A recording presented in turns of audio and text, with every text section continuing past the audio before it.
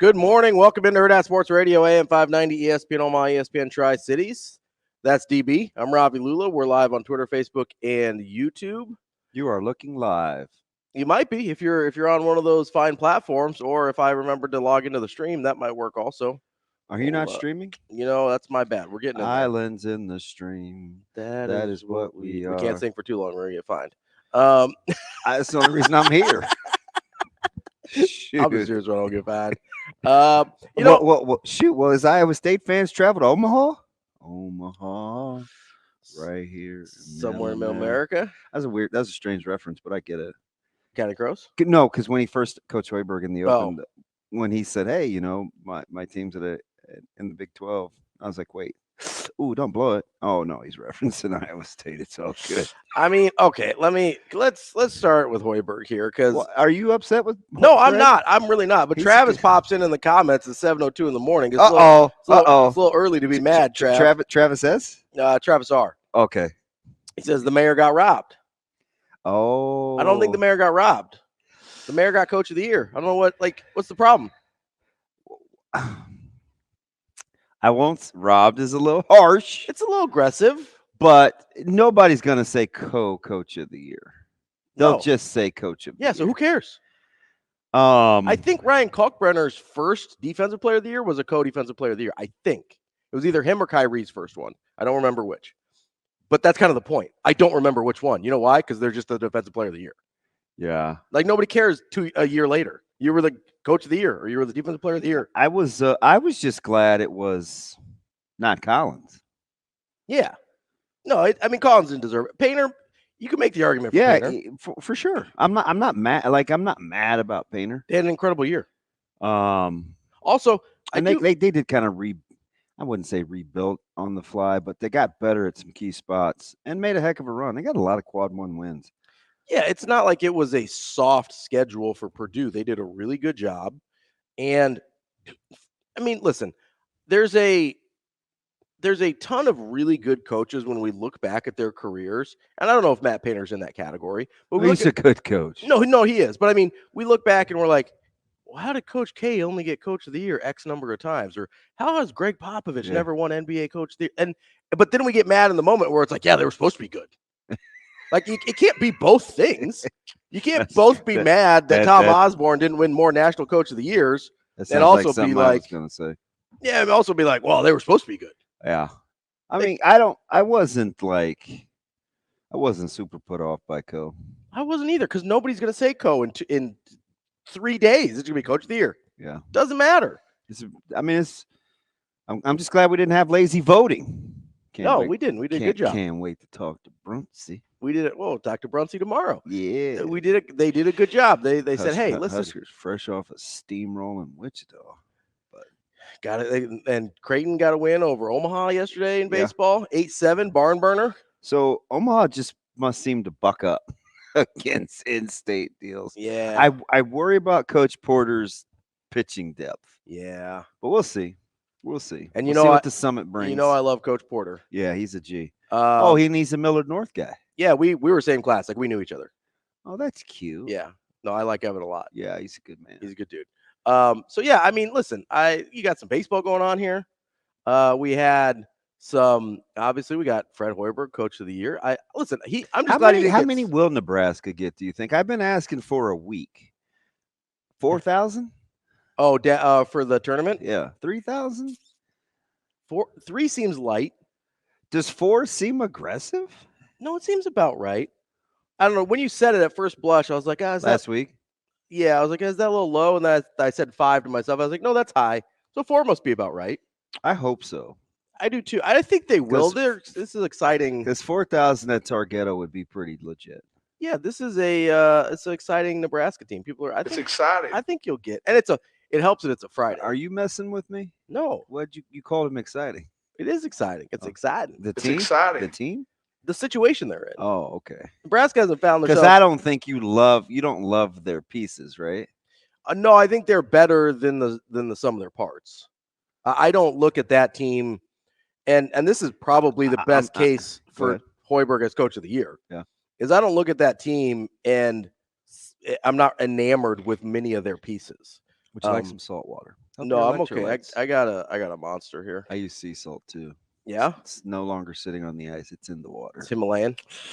Yeah, a little much, a little heavy-handed this So, morning. that's my turn on a whole lot of lights though. area of the country. Is the Himalayas over there? It's where we kind of chill. Uh, No, I think that's part of the argument for Hoiberg as coach of the year, though, is I'm not enamored with any of the pieces, really. I think there's some nice pieces that could be pretty solid on other good teams, but I think they've gotten way more out of that roster than they really had any right to, especially losing Sam Grizzell and Derek Walker as the two best players from that team last year.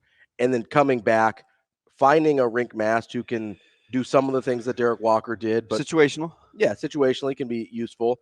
Turning Keisei into a more useful player, but still being able to ride out the highs and lows of the Keisei Tominaga experience, and like rebuilding more on the fly than I think people give them credit for. Like that, I was genuinely concerned about them losing Walker and Grizzell last year, and people expecting them to be better this year. I didn't see that coming. I mean, I really didn't see that progression at all. But Hoiberg did an incredible job with it. With my man Griesel. Because I know why. Because you're thinking Sam Cassell. Yep, I am. I've got the yips. Sam Cassell, Mike Gazelle. It's Mike Gazelle. That's what it is. That's the one in my head. So I talked about him a lot yesterday. Yeah. Just on a humbug. Yeah. Just on a humbug. Why? I thought I was looking for some data, like historical context, and Gazelle popped in my head. So then I had to I confirmed with one of my high school crack statisticians, and it wasn't Mike. It was another guy. But anyway, by the way, Travis is having none of it this morning. Not having any of it? No, I think, and I'm gonna ride with Travis this morning. He's a fan, and he's telling you he's a fan, and he reserves the right. That's fine. To be upset over as part of the fan base, because I feel like Travis is saying without saying, and I may be putting words in Travis's mouth. He's waited a long time for a Nebraska team to be formidable, and he wants his coach recognized. He wants the credit. I get it. Yeah, and if that's the business that Travis is standing on, Travis, I'm rolling with you. I can live with that. How you like them apples? That's fine. But was I just the spokesperson for Travis? I think so. Yeah. But I bet that's what if he could pull my strings, I bet that's what he would say. No, probably, because I've especially when Creighton was first coming into the Big East, and they didn't get the same respect from the Big East media and writers and stuff like that. I felt the same way, where the barrel chest got a little more barrel-y. Yeah, where you kind of puff up a little. Barrel-y? I don't think so. But you kind of puff up a little bit. You're like, hey, we're better than that. Such a stickler. That's why just because you started out with Griselle. Man, that's my bad. Like the little thing you cut out of meat that's a little chewy. No, that's gristle. No, I totally have the yips with the Mike Gazelle and Sam Griesel. Like it's in my head. I can't distinguish between them at all. So if you get, because I remember I've told this story once or twice. Travis says you nailed it. By the way, that's exactly it. Oh, thank you. See, I knew. See, I'm vibing with you. Travis. Know true. So but I could see it though. Oh, sure. Right. Yeah. Like I try to. If I, when I want to arrive at a solution, I always got to think about, they may think this, they may be thinking this. You're trying to see it from the angle, right? And then I'm going to come in with step on the gas. You sound like you're putting together a boxing game plan. Like I'm gonna go jab. Yeah. So and then I'm gonna go right. It's a very. I wish I wouldn't have started so late, but I already have a little bit of brain damage. I don't want excess. Probably don't anymore. But man, is it competitive. Boxing. Yeah, and just the skill set, But anyway, so if they get 4,500 at Target, it's that's pretty legit, right? Because for sure. Nebraska fans love to travel, and I know groceries are high and inflation sucked and interest rates are brutal. But if you've saved up any bowl game money, or your kids are getting scholarships, man, go spend it. Go put about $87. Total in the tank, because I assume you got a little bit. You're gonna put 55 in there to fill up, and about another 35 to get back. So I think that's 90. I need Jamie to help me count. Get your little ticket and go watch Nebraska, man. They could be playing on Sunday. There's plenty of good places to eat. Now I'm no disrespect to to Minnesota. I like Eden Prairie. Egan is beautiful, but if you notice, I'm out there in the suburbs. Downtown Minnesota, it's a little sketch. Andy Kendeigh and I we met at Hell's Kitchen with Josh White, his trusty. Actually, probably Josh should probably be his boss, but we met at a restaurant, and a guy was urinating in broad daylight. Yeah. On the side of the restaurant. So I was like, wow. Yeah, it's a little early for that, but who am I?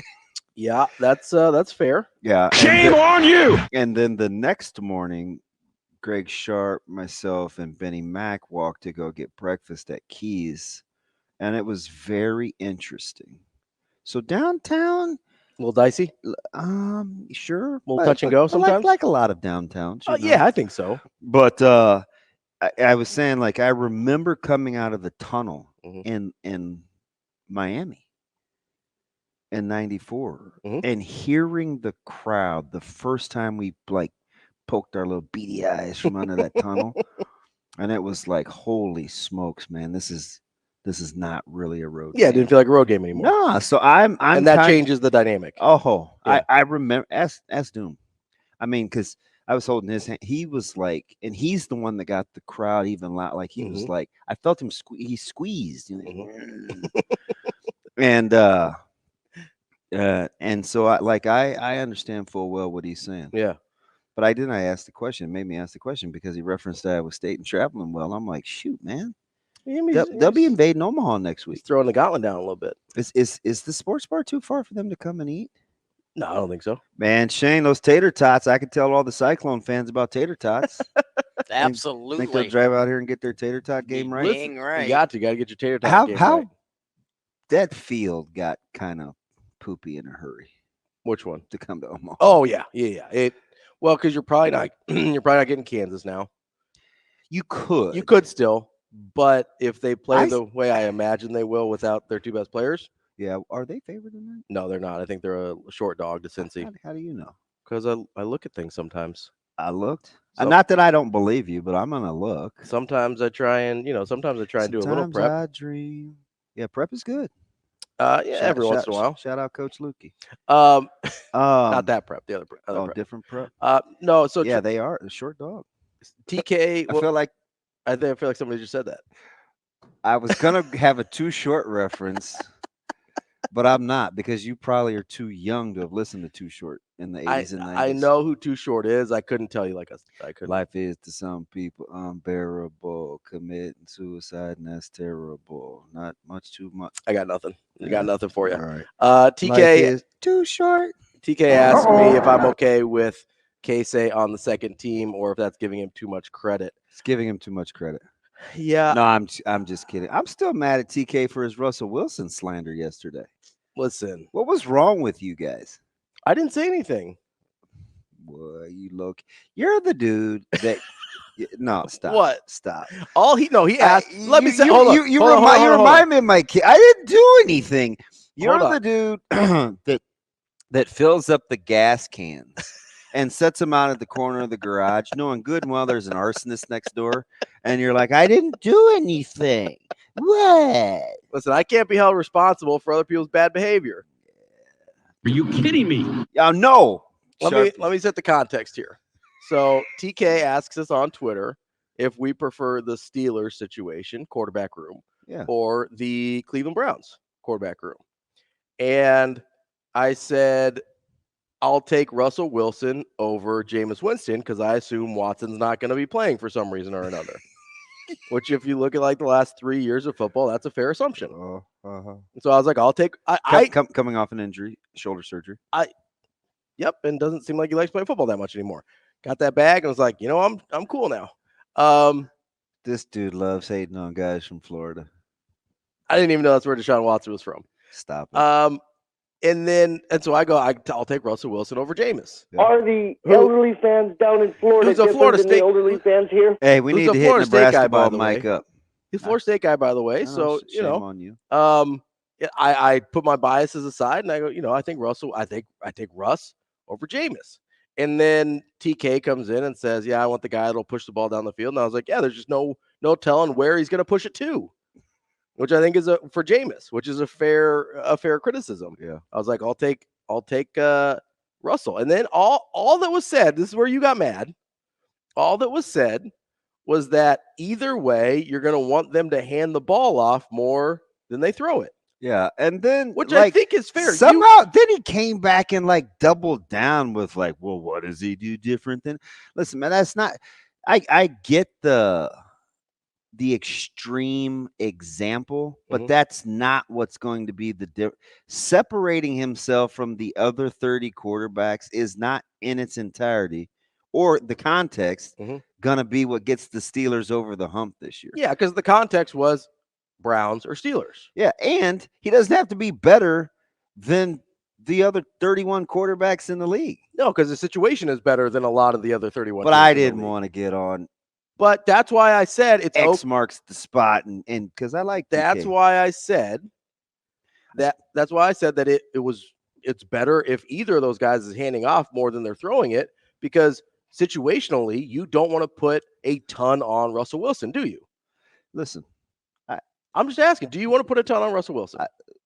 If 2 minutes to go and Russell's got to drive the Steelers down, I'm not nervous. That's a different situation. No, it's not. No, because there's a difference between you want to put too much on him, which I'm talking about. What's your imaginary drawing line? You're just going to toe the edge? You don't want him throwing the ball 40 times a game. That's nobody in Steelers history. No, that's not true, but that's not how they play anyway. So I don't have to worry about that. But that's what I'm saying. No, I don't have to. See, this is the problem with people. No, that's what I'm saying. This is the problem with people. All right, tell me what's my problem.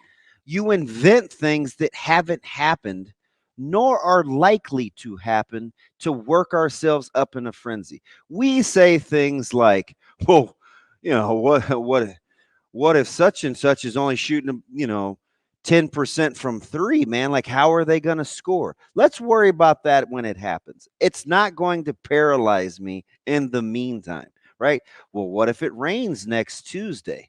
Well, I can for certainly have a game plan, but I'm not going to be consumed by it. Oh, the doctor says I don't have any cavities, but let's say the dentist said I have a cavity. You got to clean those up, DB. And then oh my gosh, what if all my teeth are falling out? Like, I don't think like that. That's not in my wheelhouse, right? I don't, so why do you give me those wild scenarios? There's 4 teams in America that would be comfortable throwing the ball 40 times a game. Okay, let me bring you a real number here, okay? Because this is a real number from Russell Wilson. What happened to K-Say in second team? I don't know. You got a little. No. I did. Don't. You did, because I brought up TK and then Tim Miles. You got to be continually. No, that's Mike Tomlin. Pressing. I brought up TK, and then you got mad that he was slandering Russell Wilson. Don't put that that's crap exactly on me. what Don't happened. put that on me. No, that's exactly what happened. Don't put that on me. Let me give you some real numbers on Russell Wilson here, okay? How in that? He has multiple times in his career, so 40 was high. Multiple times in his career, throwing the ball about 35 times a game. Are you comfortable if that's the number? Well, yeah, the Steelers will throw the ball in the low 30s. And you're comfortable with that with Russell Wilson? Yeah. Okay, that's fine. Yeah. So we disagree there. I would prefer it to not be that high. Yeah, but the devil's in the details. Like, you get bogged down with the minutia isn't. So what's the difference in your opinion between 31 and 35 in an NFL game for a quarterback? I understand the number, but what happens if it's the end of a half and they're on the 30-yard line and they're going to throw the ball 4 more times than they normally would? That scenario doesn't present itself the next game. That's why context matters. That's why I took a few season-long numbers, so I'm not taking it. The larger the sample set is, the more of that evens itself out. That's all I'm doing. That's why I'm taking a whole season instead of, well, he threw 40 times this game, and he threw 40 times this game, and he threw 38 times this game. I'm taking multiple seasons to even out the sample size. I'm not in an uproar. I'm not one of those people that thinks Russell is going to be as bad in Pittsburgh as. I don't think he was bad last year. He was fine last year, but he also didn't throw the ball as much last year. Yeah. If that's the same version of Russ that you get, that's what I'm talking about in terms of him being fine. Like, he can be fine for Pittsburgh playing the way he played last year. Yeah, I don't expect him to be like Roethlisberger under Todd Haley. No, and I don't expect him to be like Russ. I don't want him to try and be like Russell Wilson earlier in his career. That's more my point. I don't want him to try and use like pre-Marshawn, or end of Marshawn when you kind of had that whole division with Seattle where Russ wanted to be the guy and he wanted to put up Brady and Breeze numbers. Shane, would you let Russ cook? No. Me neither. That's my point, though. That's all I'm saying. No. That is all I'm saying. No, I don't want to let Russ cook. You are not afforded the luxury to It's move the flickering. goalpost and then say that's all I'm saying. That's not what you originally said because it wouldn't have elicited the response that it got. Is it possible it's a you problem? No, not this time. Like about 86.12% of the time. 1-2, I didn't round up. I think the Raiders. It's a me problem. Yeah. The Raiders have had a good free agency. The Shane. Raiders need a.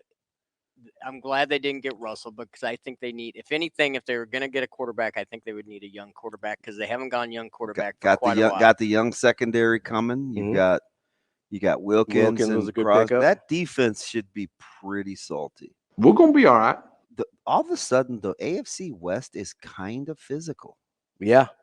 They can get after it a little bit. So I told my man, I told Husker X's and O's, I said, be careful about wanting the Chiefs to get back to outscoring people. That division is changing. I can understand wanting to upgrade some of the pieces we saw last year. But you can doubt the Chiefs. You're not going to want to do it at the cost of what the defense became last year. No, it's going to get gutted a little. Yeah, probably. It is. Because we talked to Cynthia yesterday. She thinks they're trading Snead, even though they tagged him, or maybe because they tagged him, whatever. Yeah. That's going to be, that's a tough one for them. I know they got Christian Jones back, so that's a big one. But I don't know. It's going to be tough to replicate what they did on defense last year. Is this 25 minutes? Is this kind of going to be how it goes in the stream and with you and on social media? I vouch for Travis. That wasn't good enough. Now am I going to have to slap some kids down today? If you keep blaspheming what I'm saying, then yeah, it might be like this today. What's the matter with your herd? We'll come back and set up the show and get more of DB yelling at me here on Hurrdat Sports Radio. We're back here on Hurrdat Sports Radio, AM 590, ESPN Omaha, ESPN Tri-Cities. We're live on Twitter, Facebook, and YouTube. That's DB. I'm Ravi Lulla. DB starting fights this morning already. The projection is crazy. I'm an innocent bystander here, just trying to. Right. I'm just trying to get through a lineup here, and No, it started with me having to come to the defense of Travis because you were going to jump down his throat, and I was like, no, I wasn't. About Casey? I said, I think the co. Oh. I said, I think what Travis is trying to say is, and I got you off the ledge because you were already on the ring apron. Travis can feel however he wants to feel. I think it's silly to be upset about the co. Yeah. Matt Painter had a good year. So did Fred Hoiberg. Well, my man Evan says, Ravi, take a listen. I'll do my best. Purdue picked to finish first in the Big Ten and finished first. Nebraska was picked to finish 12th and finished third. If that's not enough to decide Hoiberg as the sole winner of the Big Ten Coach of the Year, then you go to the Nebraska versus Purdue head-to-head. And then he gives me the eyeball emojis. It just depends on what you want the award to be. Is it people love the long shots? Like acquiring players is part of coaching. Sure. Purdue has better players. He doesn't get credit for that? That's weird that you'd use that as part of the criteria. When people are evaluating coaches, I don't know if it should be part of the criteria for Coach of the Year, but when I'm evaluating coaches, typically the better players you have, the more it gets held against you. I'm just surprised you'd use that as your. I get that it gets held against them, and I don't really know why. Is my point. Okay. That's why I said it depends on what you want the award to be. If you want the award to be most outperformed expectation, there's no question that Fred Hoiberg should be the Coach of the Year. Right? Yeah, I'm with you because I don't really agree with that either. But there's a lot of times, and I brought this up in the open, where a really good coach has a really good team and they perform exactly at their expectations, which is a challenge in and of itself. It's a different challenge. I think it's difficult. Because I said all year, Coach Saman didn't get near enough credit for what happened behind the scenes with us. He's a fantastic coach. Sometimes people just say, hey, roll the ball out there and play.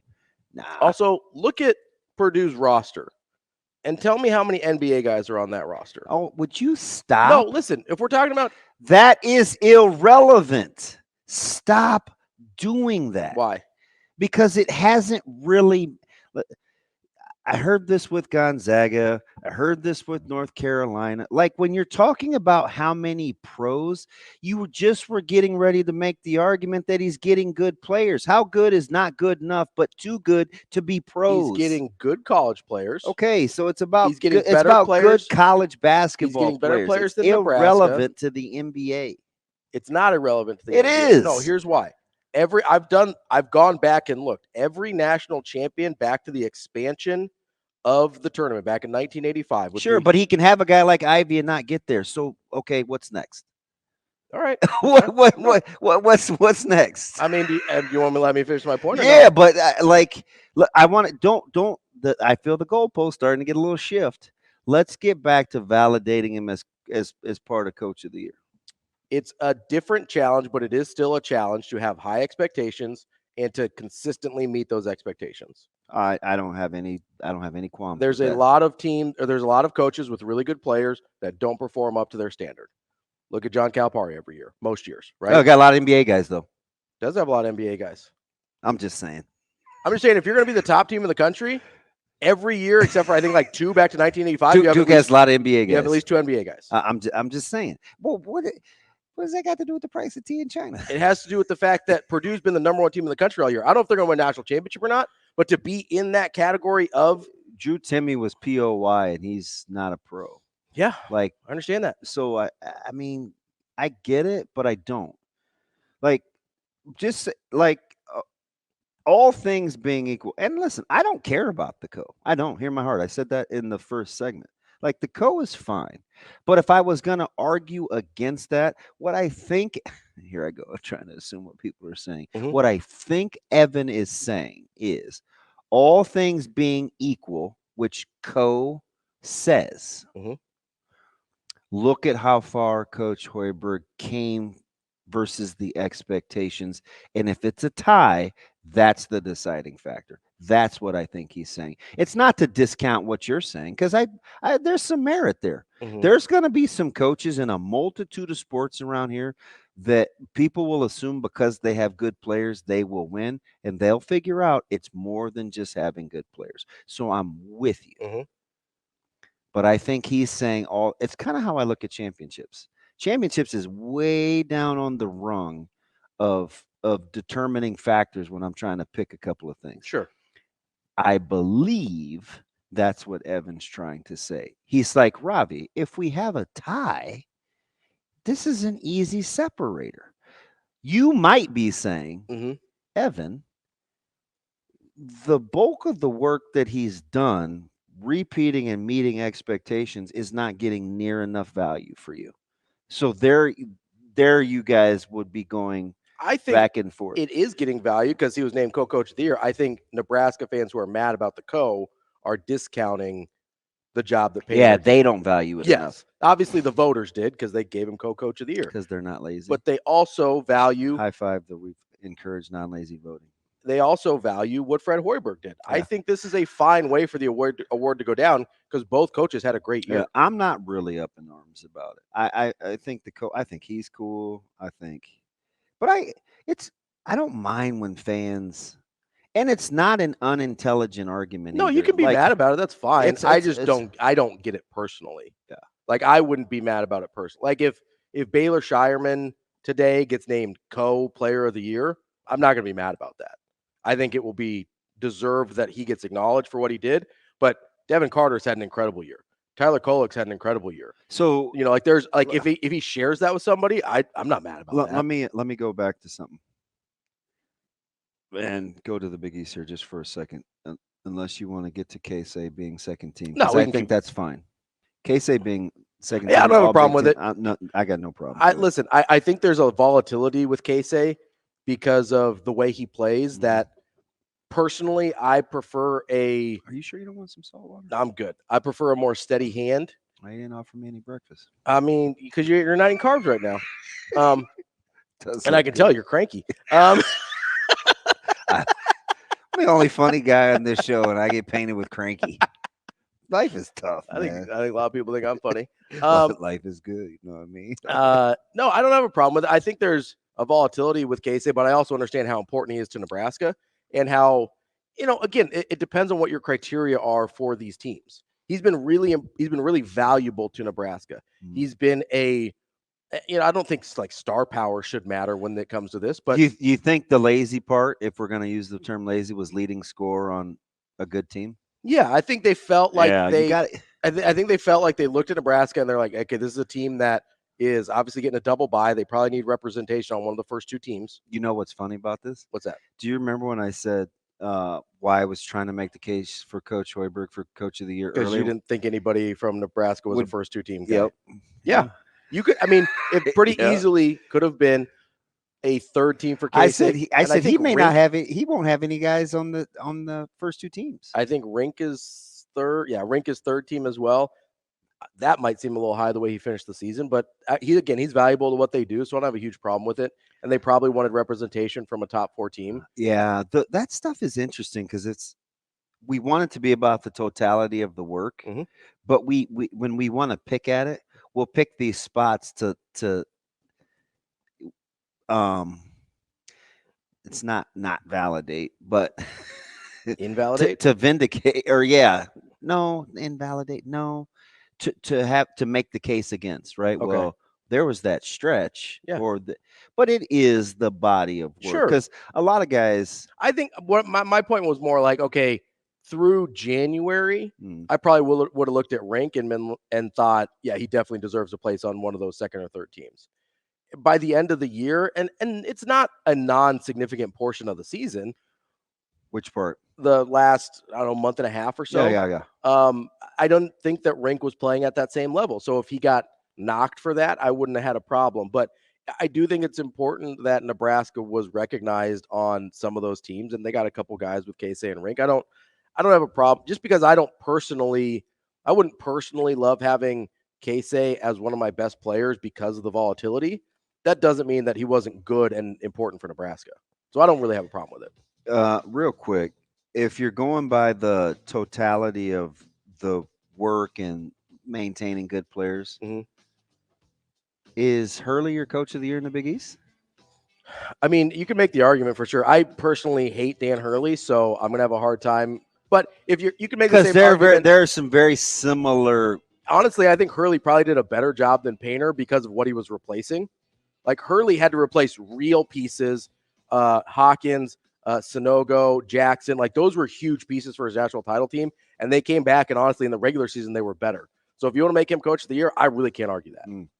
We got more Hurrdat Sports coming up next. Wrapping up hour number 1 here on Hurrdat Sports Radio, AM 590, ESPN Omaha, ESPN Tri-Cities. We're live on Twitter, Facebook, and YouTube. That's DB. I'm Ravi. Lulla. DB still hasn't let me get through the lineup yet today, so I'm going to do it right now. Just don't say anything. I know you're laughing. Just don't say anything yet. Brian Christopherson coming up at 8 o'clock. He's from Husker 24/7. Shane, just turn his mic off until I'm done with the lineup. 8:30, Andy Kendeigh from KETV. 9 o'clock, Jacob Padilla from Hurrdat Sports. And at 9:30, we're going to talk to Brooke Nunviller from Omaha Supernovas. We're also going to give away tickets at the end of the show. That's your lineup today. All right, DB, go. What are you laughing about? Some things just catch you off guard. Yeah.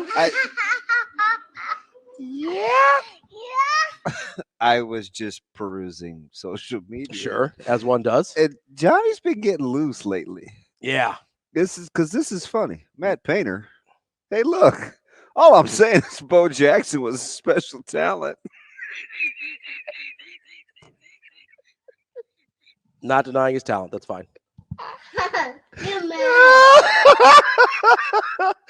Oh, shoot. That was pretty funny. Well played. It's just timing. Isn't that what comedic skills really are? I think a lot of it, yeah. Yeah, you seem a little.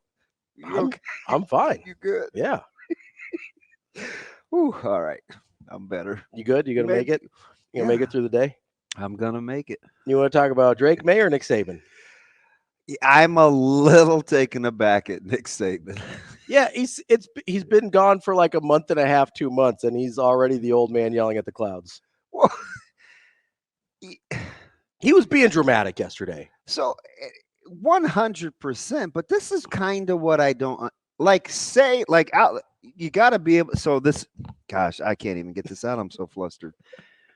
if you were going to reap the benefits real time, say, hey, look, I know I played the game, but I hated every minute of it.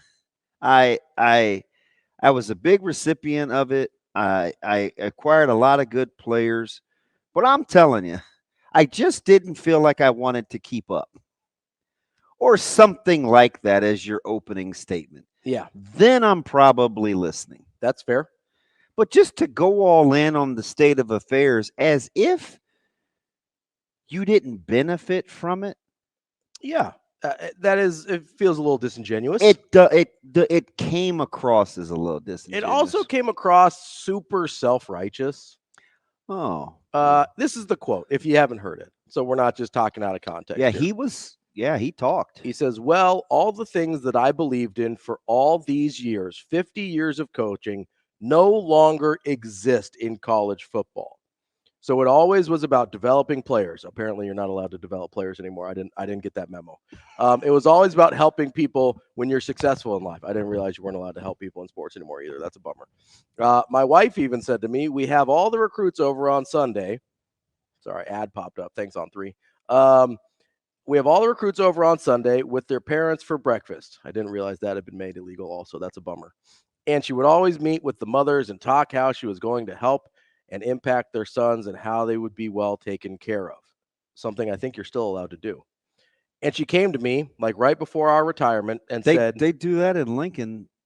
Yeah, still today. To this day. I don't know if you know this, but it actually has not been outlawed. Okay. And she came to me like right before our retirement. That like is him, not me. Why are we doing this? And I said, what do you mean? She said, all they care about is how much you're going to pay them. Recruit different players. Yeah. You're afforded that luxury. You are allowed to recruit whoever you'd like. Yeah. Especially at Alabama. If you don't feel like you have to play the mercenary game, then don't. Especially at Alabama. It's okay. And you know what? Nick could say, hey, listen, Greg, I'd love to stick around. You've been a fantastic AD. Hey, fan base. I know I've set the standard. I have been the creme of la creme of college football coaching, but I'm going to take a stand. I'm not going to play this to the highest bidder game. I'm going to try to continue to recruit the way that I recruit, but if it comes down to NIL deals and this, that, and the other, I'm out. I may take a few more L's going forward. Can I get that out there, guys? Is everybody cool? Hey, market, Tinchler Mercedes-Benz down there that gives us, $1.1 million. Are you still okay with that? Will you still support me if that's the moral ground that I stand on? Try that. And then if it doesn't work, or if your AD says no, then maybe you retire. Right. But don't just say, this is not the same anymore, and peace out, and then start yelling at it from the outside. It's like the ratty associates that wait until something goes bad to tell you what they knew. Mm-hmm. I tried to tell you. Yeah. No, you didn't. Yeah. No, you didn't, Nick. You really didn't. Right? It's like, and I said, Shane, I've been like this since I can't stand that. Don't wait till it goes south to be like, oh man, like X, Y, and Z was going on, and I wish I could have said something. Right. And because you absolutely could have. So he finishes, like just try it. He finishes the quote with, it's whoever wants to pay the most money raised, the most money to buy the most players is going to have the best opportunity to win. And yes, they probably have they have a leg up. If you've got more money, if you've got a better collective, if you've got your ducks in a row in that part of it, that gives you an advantage. That does not mean, we just talked about, good players doesn't mean you always win, right? There's a lot of good players at a lot of good places, and they don't win very much. Nick Saban, you would think, greatest college coach of all time, or, certainly top couple, if you have an argument, he can't be the difference. He can't be the one. If he's all about developing players. It came across as odd. It came across as super self-righteous and kind of out of touch a little bit, because he also, the thing that bothers me, I think, the most out of this is the fact that he apparently doesn't think that a player can get paid, a player can get paid and still care about what they're doing and still care about getting better and still want to be helped as a young man and still want to be mentored and coached and developed. Just because you're getting a paycheck, none of that matters anymore. And I don't think that's being myopic. I think we can acknowledge there's a degree of you can understand what he feels. Yes. Right. So I'm not saying it's made up. Yeah. What I'm saying is he went to the total extreme of, because guys can earn money now, then all of the things I did for 50 years are irrelevant. And that's not accurate, because we're seeing it at Nebraska. He benefited from it. Now, maybe he reached a moral point where the compass was just you know what? It was a little bit too far off. I'm tilted, right? That's cool. But I didn't hear any of that. I also think, honestly, I think that if he was 20 years younger, he'd still be playing this game. So I wanted to start with that thought process because that's exactly what I thought. But the only reason I didn't say it is because I'm not sure. I think I'm not sure. I go back to some of the conversations that he had with Coach Osborne, and when they got thumped in East Lansing, and kind of what he was about. I think if he was younger, he'd be more willing to adapt to what it is now. Because what I will tell you is he's definitely not alone in that collegiate sentiment. And there are, I know there's a lot of coaches that don't love how things are going. Listen, it's even at the high school ranks. Sure. Coaches just don't want to play the game. Which is fine. They don't have to. They just don't want to play the game.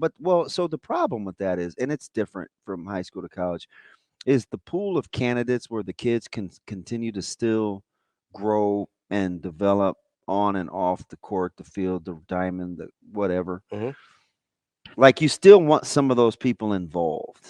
Yeah. Because they're good for kids. So I'm a little worried, who's. You're worried that the people that want to be involved in the money business are not good for the kids. Some. Or might not be. Yeah. Oh. Because anytime you introduce money, large amounts of money into the equation, or what's in it for them, there's some, they because I've seen bad actors. I used to think the kind of the grimy,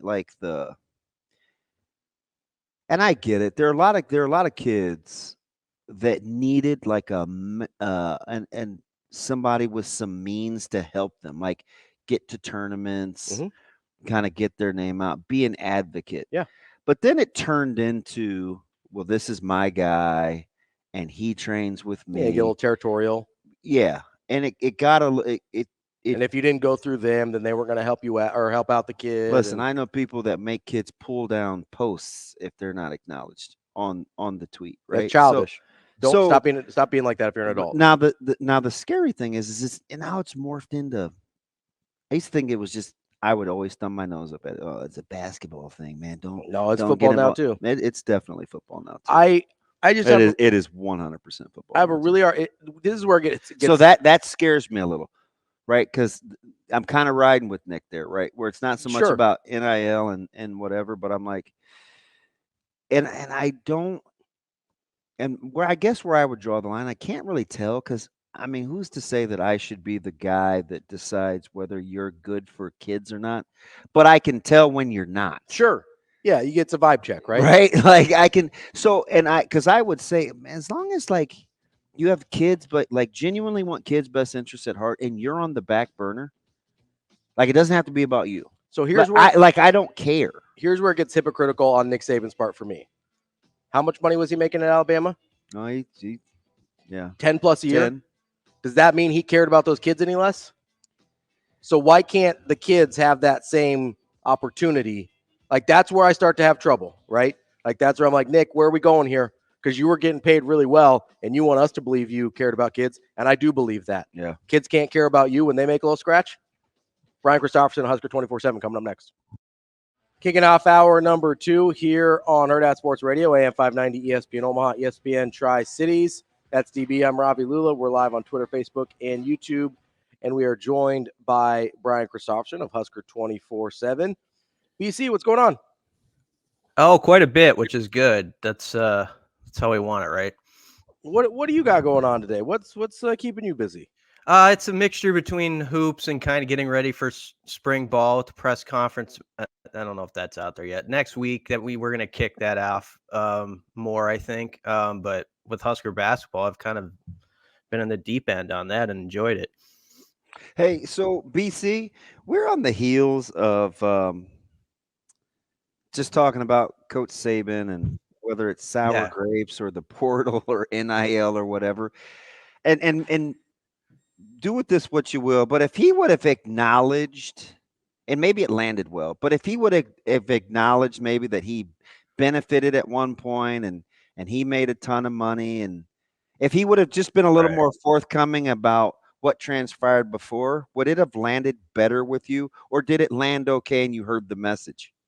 I didn't hear every word he said. I know the gist of it. I think what you're saying is correct. It would have landed better had he framed it a little differently and brought in the part which everyone immediately rushes to is like, what are the coaches' salaries again? And, and also there's always those veiled accusations, especially down in SEC countries. Like, hasn't stuff always been sort of going on to gain an advantage to get players and all this stuff? So, has it changed that much?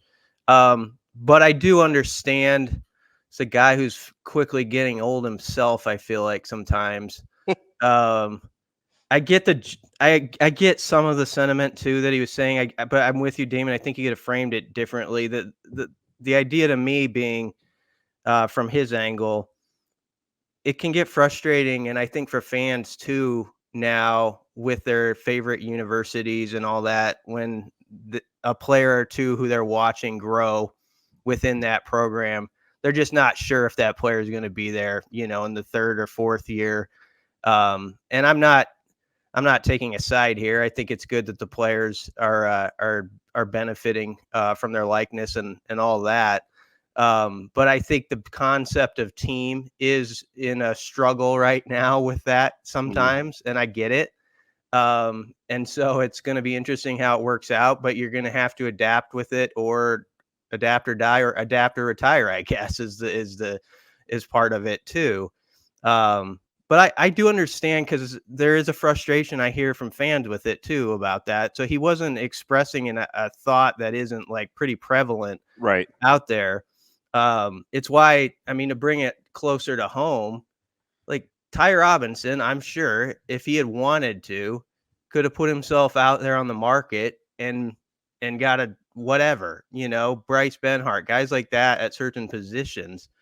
And it's kind of a cool deal, and I think it's why everybody gets so excited now when somebody actually announces, I'm sticking around here at this particular place for a fourth or fifth year, and you're seeing the same guys in work. I think it's why people are excited with basketball at Nebraska too right now, is because there's a hope that this isn't just a 1-year thing. You're going to have guys like Rink Mass and Bryce Williams and these guys back for one more season.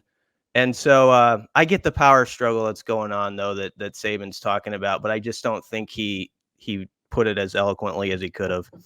Well, and BC, you mentioned guys like Ty Robinson, and it's not like we're naive enough to think that they did not likely receive some financial assistance to stay here as well. Like, you know what I mean? So you can have my issue with what Saban said was that he made it seem like it was one or the other, where either you get paid or you care about what you're doing. And it's like, okay, well, Nick, you've been getting paid pretty well for a long time. Does that mean you don't care about what you're doing? Why are we assuming that the players can't have the same mindset that coaches have had for a while now, where they're making good money? That doesn't mean they're not invested in the place and the process and development. They're just getting compensated for it now. Like, it's not Ty Robinson came back for free.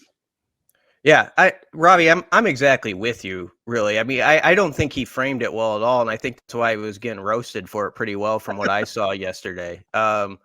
So I get what he's going at, where it's frustrating for coaches because it's just different. It's different from everything we've known as far as how you build a team and the structure of, like, you used to have guys on a roster where you'd see him in their first or second year and you'd think to yourself, man, that's going to be exciting what he's going to look like in that third or fourth year and how that's going to build up.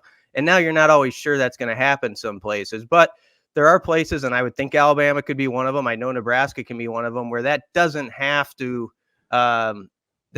intercept you from keeping those guys in the program, as you're saying with like Ty Robinson. It's not like I'm sure Alabama has capabilities to keep a lot of good players and all that, as does Nebraska. So I'm probably going around in circles a little bit on it, because the gist of it is I got where he was going with it, that it's kind of tough from a team standpoint compared to how it used to be, but it's just not how it used to be, and you just got to adapt with it the best you can, and whoever does is going to flourish, and whoever doesn't, I mean, if you don't want to be a part of it, you retire, and so he did, I guess. So it's going to work out well for him. My man Brian Christopherson from 24/7 Sports joining us. B Sizzle, let me ask you something. And this Brady Hoke kind of referenced this on his way out the door at Michigan, and he's not alone either. He just had courage enough to say it, where he kind of said, I prefer coaching these kinds of players. And he had a little bit of an example, and basically it was the difference between 3 stars and 5 stars and high-end guys and this, that, and the other, where his niche was. Do you kind of separate coaches that you think could coach anybody, or coaches that need certain kinds of players? Because I wonder in my head, BC, what kind of Coach Rule would be like if he was recruiting all 4 and 5 stars like at Alabama. Like, would he be as endearing? I know I want good players, but it doesn't seem like I can have it both ways. Do you know what I'm saying? Yeah. Would you get the real Coach Rule without him recruiting and developing and wanting to be about what he's about? Man, that's a freaking good question at 8:07 a.m. for me. Does that mean he can't coach Dylan Raiola then? That's not what I'm saying. How many of those? Okay, how many? Okay. Could you have? Like, where's the tipping point? Yeah. You know what I mean? Yeah. Yeah. It's hard to say, Damon, because I mean, I just can't know that hypothetical how you'd respond in that particular setting, but it's a good question. I mean, it just is. And I do think there is going to be a point where there is probably a separate category for certain guys who are able to flourish with a certain type of player and the certain type of setup, and others are going to have to maybe go to lower ground, for lack of better phrasing, to kind of be what they want to be, and just develop guys who aren't in that I guess stratosphere as far as the NIL dollars and the bidding wars and all that goes on. So it is really going to be interesting. There is going to be a separation, I think, of some coaches, and maybe there's a few who can dabble in both, but I don't know. It's hard, but it's just an interesting time, where you've got to build a program where people know they're loved. I think that's what Nebraska's trying to do, where it's a family, where you feel like we have your best intentions for you. We're not just thinking about what you're making NIL wise here, but I've heard Rule say this several times. It's like we're aiming for your second NFL contract. Like that's what we're looking for. We're developing that type of person, that type of player with that goal in mind. And I think if you can get that to kids that you have their best interests and that's what you're shooting for, some of them are going to take the long picture as opposed to the long view as opposed to the short one. And those guys are going to stick around and let you work with them. And there you go. It's just interesting. Like I look at like Coach Ferentz or Coach Kleiman or Coach Leipold or even Jim Harbaugh. Right? Because they recruited really, really well the last 3 or 4 years down the stretch. He was getting high-end caliber guys, but the Michigan way still seemed to be the Michigan way. Like he kept it the way that he didn't hear a lot of NIL stuff at Michigan. kept it the way he wanted. And I just remember Coach Rule saying, the NFL is just too transactional for me. It wasn't enough about the relationships. So and that's why that's why I'm asking the question about the types of coaches that we will be looking for on the heels of what Saban said that can still flourish in this game. Yeah, and I think we got to be careful too to act like every player out there who's good is going to just take the highest bag. That's the thing, because like Coach, he'll tell me, he's like, there's plenty of good players out there, It's up to us to find them and develop them. We don't have to play that game. And find the ones and that I good and I fits. and I believe him. And find the ones that are good fits for who you want to be, right? Like there's a lot of options. They're not all 5 stars are created equal, right? Yeah. Like they have different mindsets, different backgrounds. But I wonder, because you mentioned the relational part with Coach Rule a lot, right? And I asked you the question, if Saban was 20 years younger, if he'd be able, or if he'd be more willing to play this game. Is part of it because he just doesn't have, like, I think where I was trying to get to is, does he just not have the energy to do it the relational way anymore? Like he doesn't have, he's 72 or whatever. Like he probably doesn't have the energy to be out on the road and making those relationships. He's not going to Ainsworth 8 times. You know what I mean? Like, does that make any sense, BC? Yeah. Yes. I happen to think, if he were 20 years younger, he's going to be coaching somewhere and he's going to be adapting as much as anybody else. So yeah, it just has to do with that. And I do go back to, Alabama's got resources, and not every player out there who could be courted by other schools is just going to raise their hand at the highest number either. Like, we shouldn't act like that. And I want to really stress that, because there's a lot of players who are going to look at the long view of like, okay, I was playing for a coach like Coach Saban or Coach Rule. If you really respect what he's doing in the program, I'm going to stick with this. And I know they're going to take care of me here to a good number or whatever. That's fair. And they're going to develop me for the future. And so, are you going to lose a few along the way that just say, no, I'm sorry, I get 300,000, I'm just throwing number, whatever, more over here. There's going to be a few of those, but I want to be careful to not generalize that every like big stars like that or all the kids are like that. Cause I know there's not. I know there's guys who, but it is a fascinating tug of war going on. So, whatever side people fall on, what Saban going front and center as sort of the face of college football for the last 2 decades, it just shows you how real that power struggle is, like in the minds of some coaches. And I think there is going to be categories that separate between coaches who can really deal with it.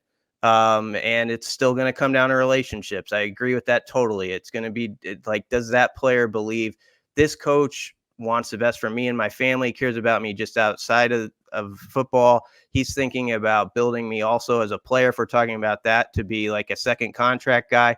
All that stuff still matters the most of all, I think. And I think Saban in his heyday is plenty capable of that. But there comes a point when it's also just good to be he's going to have a good job for him, like in retirement, talking about whatever he wants to talk about. So it's going to work out for him fine too. When you're taking a look at, I want to go to Friday in Minneapolis and Nebraska being a 3 seed real quick here, BC.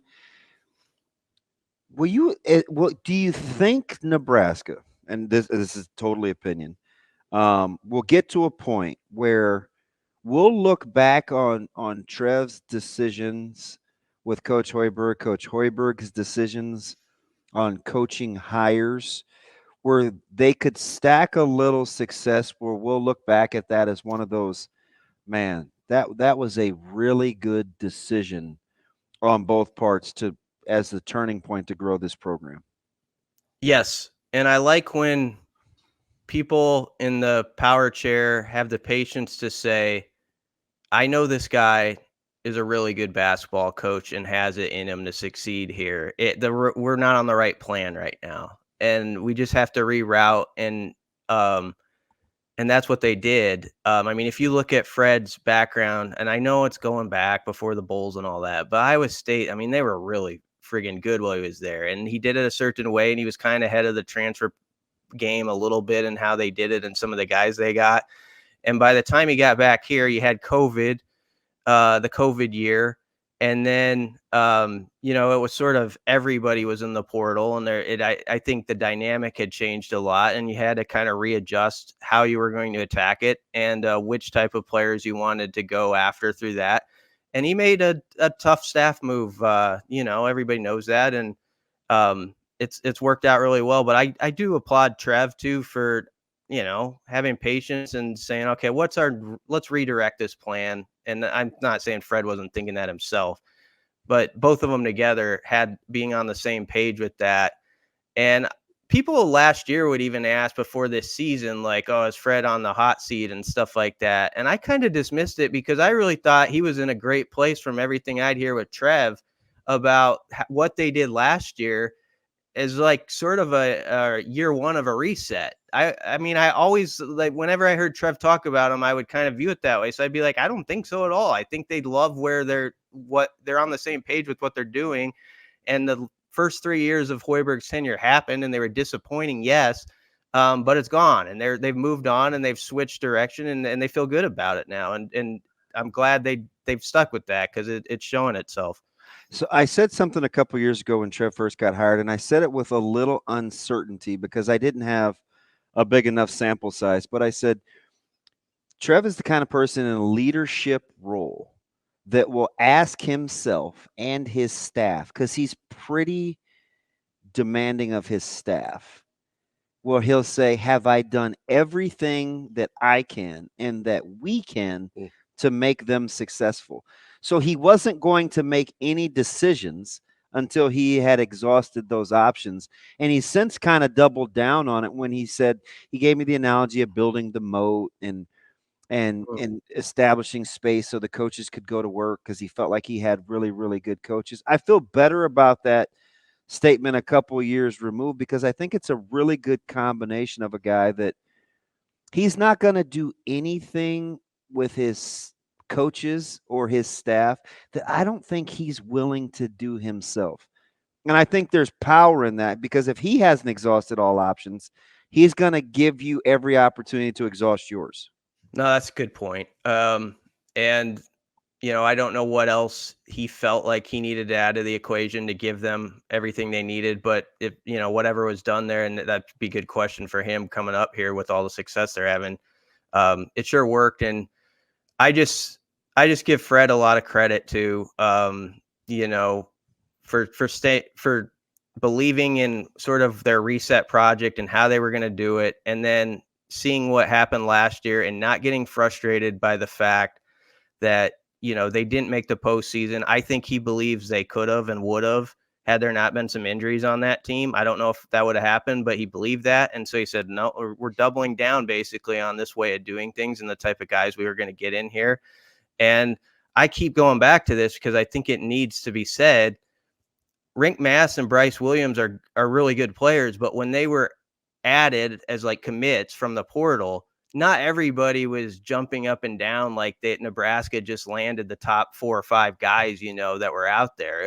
It was Fred Hoiberg and his staff seeing players that they really thought they're going to fit exactly doing this in my system. And he's going to play off this guy this way, ideally.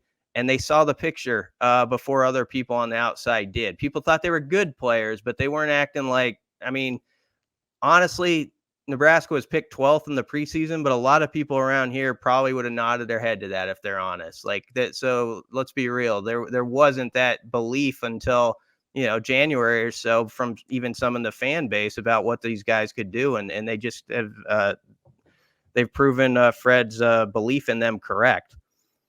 We're talking with Brian Christopherson, Husker 24/7. BC, we had a question earlier about where Kendeigh belonged. He obviously got second team All Big Ten. We got a question earlier about if we thought he belonged there, or maybe we're giving too much credit, maybe not giving other guys on Nebraska enough credit.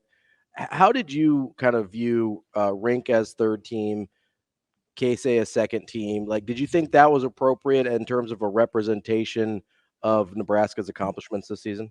Yes, I viewed it exactly that way. I got to vote in it, and I had Kendeigh second and Rink third team. And I had Juwan Gary on my all defensive team because I thought Nebraska deserved a rep, because I thought they're one of the best defensive teams in the league from February 1st on and had top 50 defensive metrics nationally. So I thought he was a rep for that. He didn't get it, but Kendeigh at second team to me made sense because I listened closely to Fred and other coaches after the games. And it was always him that they would want to shut off first. Like, you put up on the board, like, okay, what do we got to do with this squad? Keisei's number one on that board. And yeah, he would have dry spells at times, but just the attention that he had to be given from the other side. And he still went and got his plenty of times to have the numbers. Mm-hmm. But then when you factor like what a difficult scout he is for the opposing squad, that to me was like, why? And the coaches voted him second too. And that tells you something, because they know that he makes their scout troublesome. And I think in the second half against Michigan that was a perfect example of Keisei too, because he had 23, goes off, he ends up with 30, so he only had 7. But if you look at some of the buckets they got, like by the hoop and stuff like that, and I know a lot of the audience was watching Nebraska, Iowa women for good reason, but there are a lot of buckets at the rim, and Keisei was getting attention, and they're drawing people away from it. It was creating stuff for his teammates without him even touching the ball sometimes. He was a fabulous decoy. So I think you have to factor all that in with those sort of decisions. BC, I was joking with Ravi earlier about who would, because Coach Hoiberg had said, hey, he just referenced Iowa State and the fan base as kind of an example of what Nebraska's fan base could do for Nebraska and Minnesota, which got me thinking about Iowa State being here next year, Iowa State being here next week. Listen, you guys will be covering a ton of stuff, right? Nebraska will be playing, not so much you guys, but Creighton will be playing, Nebraska baseball will be playing. How much attention do you think media can give what's happening in Omaha next week?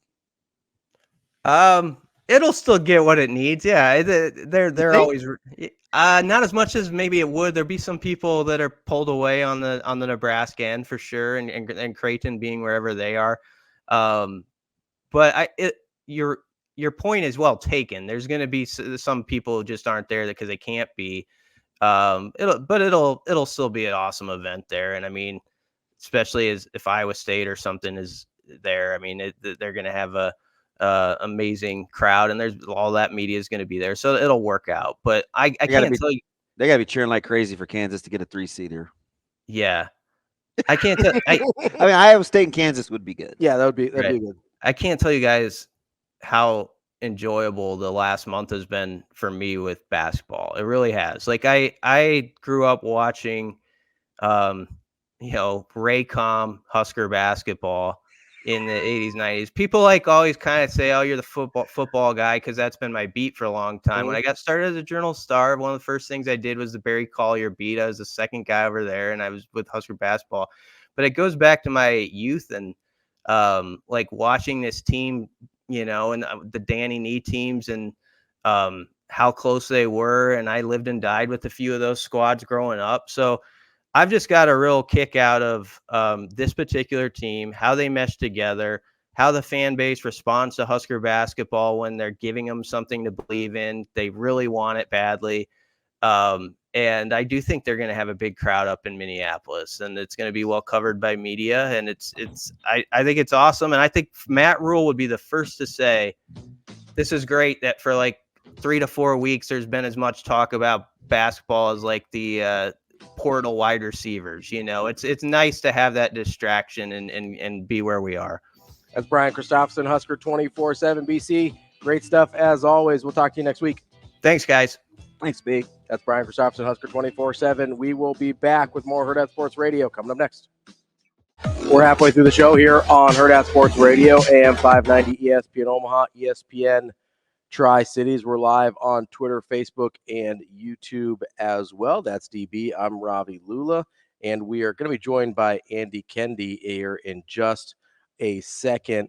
But before we are joined by him, I want to remind you about the Omaha Supernovas. We're going to be talking to the team captain here in about an hour. But before that, I want to remind you that they're playing again tomorrow night here in Omaha against the Atlanta Vibe, 7 p.m. You can get tickets either by listening to the show. We're going to give them away at the end of the show, or you can go to supernovas.com, because we only have 4 tickets to give away. They have more than that to sell. Go to supernovas.com. You can get tickets either for Thursday or Saturday to the CHI Health Center to see your Supernovas back in action here at home. That's supernovas.com. There's a bunch of stuff that we want to get to. We getting Andy? Okay. That we'll get to after we talk to Andy here. But BC brought up some really good stuff in his interview there. Obviously, we still want to get to some NFL free agency as well. Guy Derrick Henry is going to play for the Ravens. Dude, do you like that deal? I mean, I don't like it as much as NFL experts do. Okay. I don't know. I guess we'll see what he's got left. If I was DH, I would have waited, but to not have to deal with training camp and kind of do the Roger Clemens late career thing. Yeah, because we'll see. Yeah. Because he's 30, 31. I think he's 30. Yeah. But I guess that's not more rushing yards isn't what they need. Isn't the problem for no. I think because those right. yards are going to go to somebody. Yeah. Now this year it's him. Yeah, whether right? it's Lamar, whether it's Derrick Henry, whether Gus, it's or whoever it is, they're going to get the rushing yards. Yeah. We're going to get to our guy Andy Kendeigh here We've got him. Thank you. We're going to get to Andy Kendeigh here from KETV. Andy, what's going on? Good morning, boys. How's it going? AK, how we doing, bud? We're doing all right. It was early start time. We had to get my senior to the airport today at 4 a.m. Visit? So it's yeah. It's it's show choir nationals this weekend. And they're show choir nationals. So they're really good. Yeah, they're great. They're great. I prefer a flight leave at like 11 a.m. rather than 4 a.m. But that's all good. It's all good. What you do for your kids? We have a P1 whose daughter used to be in cheerleading, and a lot of 5:36, 6 a.m. drives. Listening, getting ready to listen to the show for that guy. I was just like, the joys. Late night last night too. Yeah, late night, quick morning, late night. Story of my life. AK, you think this? I don't know how much you got to watch yesterday of the kind of the opening rounds of some of the major conferences, but a lot of big leads, a lot of running down from behind, a lot of trying to hang on. Man, how much of this do you think is going to be a microcosm of what we see as this thing gets ramped up today? The year has already been crazy, especially if you're in top 25, man. But you ready for this?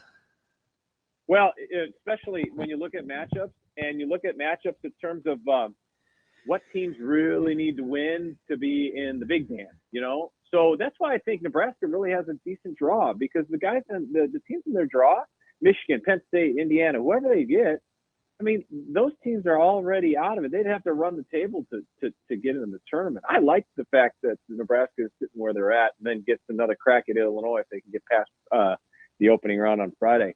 But I'll tell you, man, this is why conference tournament season is so unpredictable, is because you have so many teams that are fighting for their life. Like their tournament starts this week. Forget about Selection Sunday. Their tournament starts now.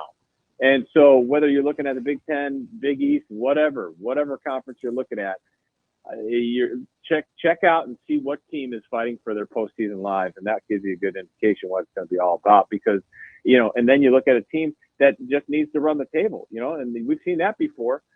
Seeing the team just get hot for 4 days and they get in, and they would have had no shot if it wasn't for the conference tournament. That's why the conference tournament weekend is so unpredictable. Ravi thinks I'm crazy, but I told him a team a couple weeks ago to watch it. Penn State gives me the willies a little bit. Like something about them that I don't know. I told them they're going to get somebody. For some reason, that basketball team bothers me as a team on the outside looking. Yeah, I like that assessment, DB. And you know what other game? I mean, check out. You want to see a bloodbath? Look at Ohio State, Iowa. You talk about two teams that are absolutely scratching and clawing and think that they still have a shot. I'd much rather Nebraska, if they have ever had to down the road, see Ohio State than Iowa. I like that matchup better than I do Iowa.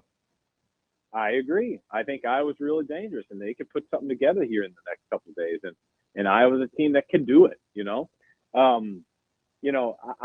But I think Penn State is exactly what you said. They're a dangerous team, and man, that's why. I mean, you think you got a good draw. You're looking at the draw. You're like, oh yeah, Nebraska's got a pretty good draw. And you're like, yeah, but you still got to play the games, right? You still got to show up, and who knows what's going to snap when they. It's like we got. I have to put my money where my mouth is, right? Because last week or 2 weeks ago, I was like, yeah, Nebraska's a good team. It's okay to say out loud. And then Monday or last week, I said it's okay to look at the draw and say we have a good draw, but we have this fear that we're not good enough, so we can't do it.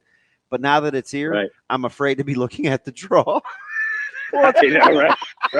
It's kind of like how, Creighton fans do the same thing in a different sense, right? When they're talking about NCAA tournament expectations, they always go, what's the first thing they say when you're talking about Creighton in the NCAA tournament? Well, it depends on the matchup. Got to be careful with the matchup. And you're Absolutely. like, no kidding. Where I'm like, yeah, question. that's obvious, but it's like, okay, if Creighton is going to be ranked in the top 10, they need to make the Sweet 16. Like, I don't care what the matchup is. That's something that needs to happen, right? But so it's Well- there's kind of this hesitancy from both fan bases at different points because it's like, are we really that? Is that who we really are? Right. And how many times have you had this talk? Hey, did you see Creighton's up on the 2 line? You see Creighton's up on the 2 line? Wouldn't you rather be a 3 to get that 3 thing, man? I mean, No, wouldn't be you a 2. rather- I mean, Be a 2. I know.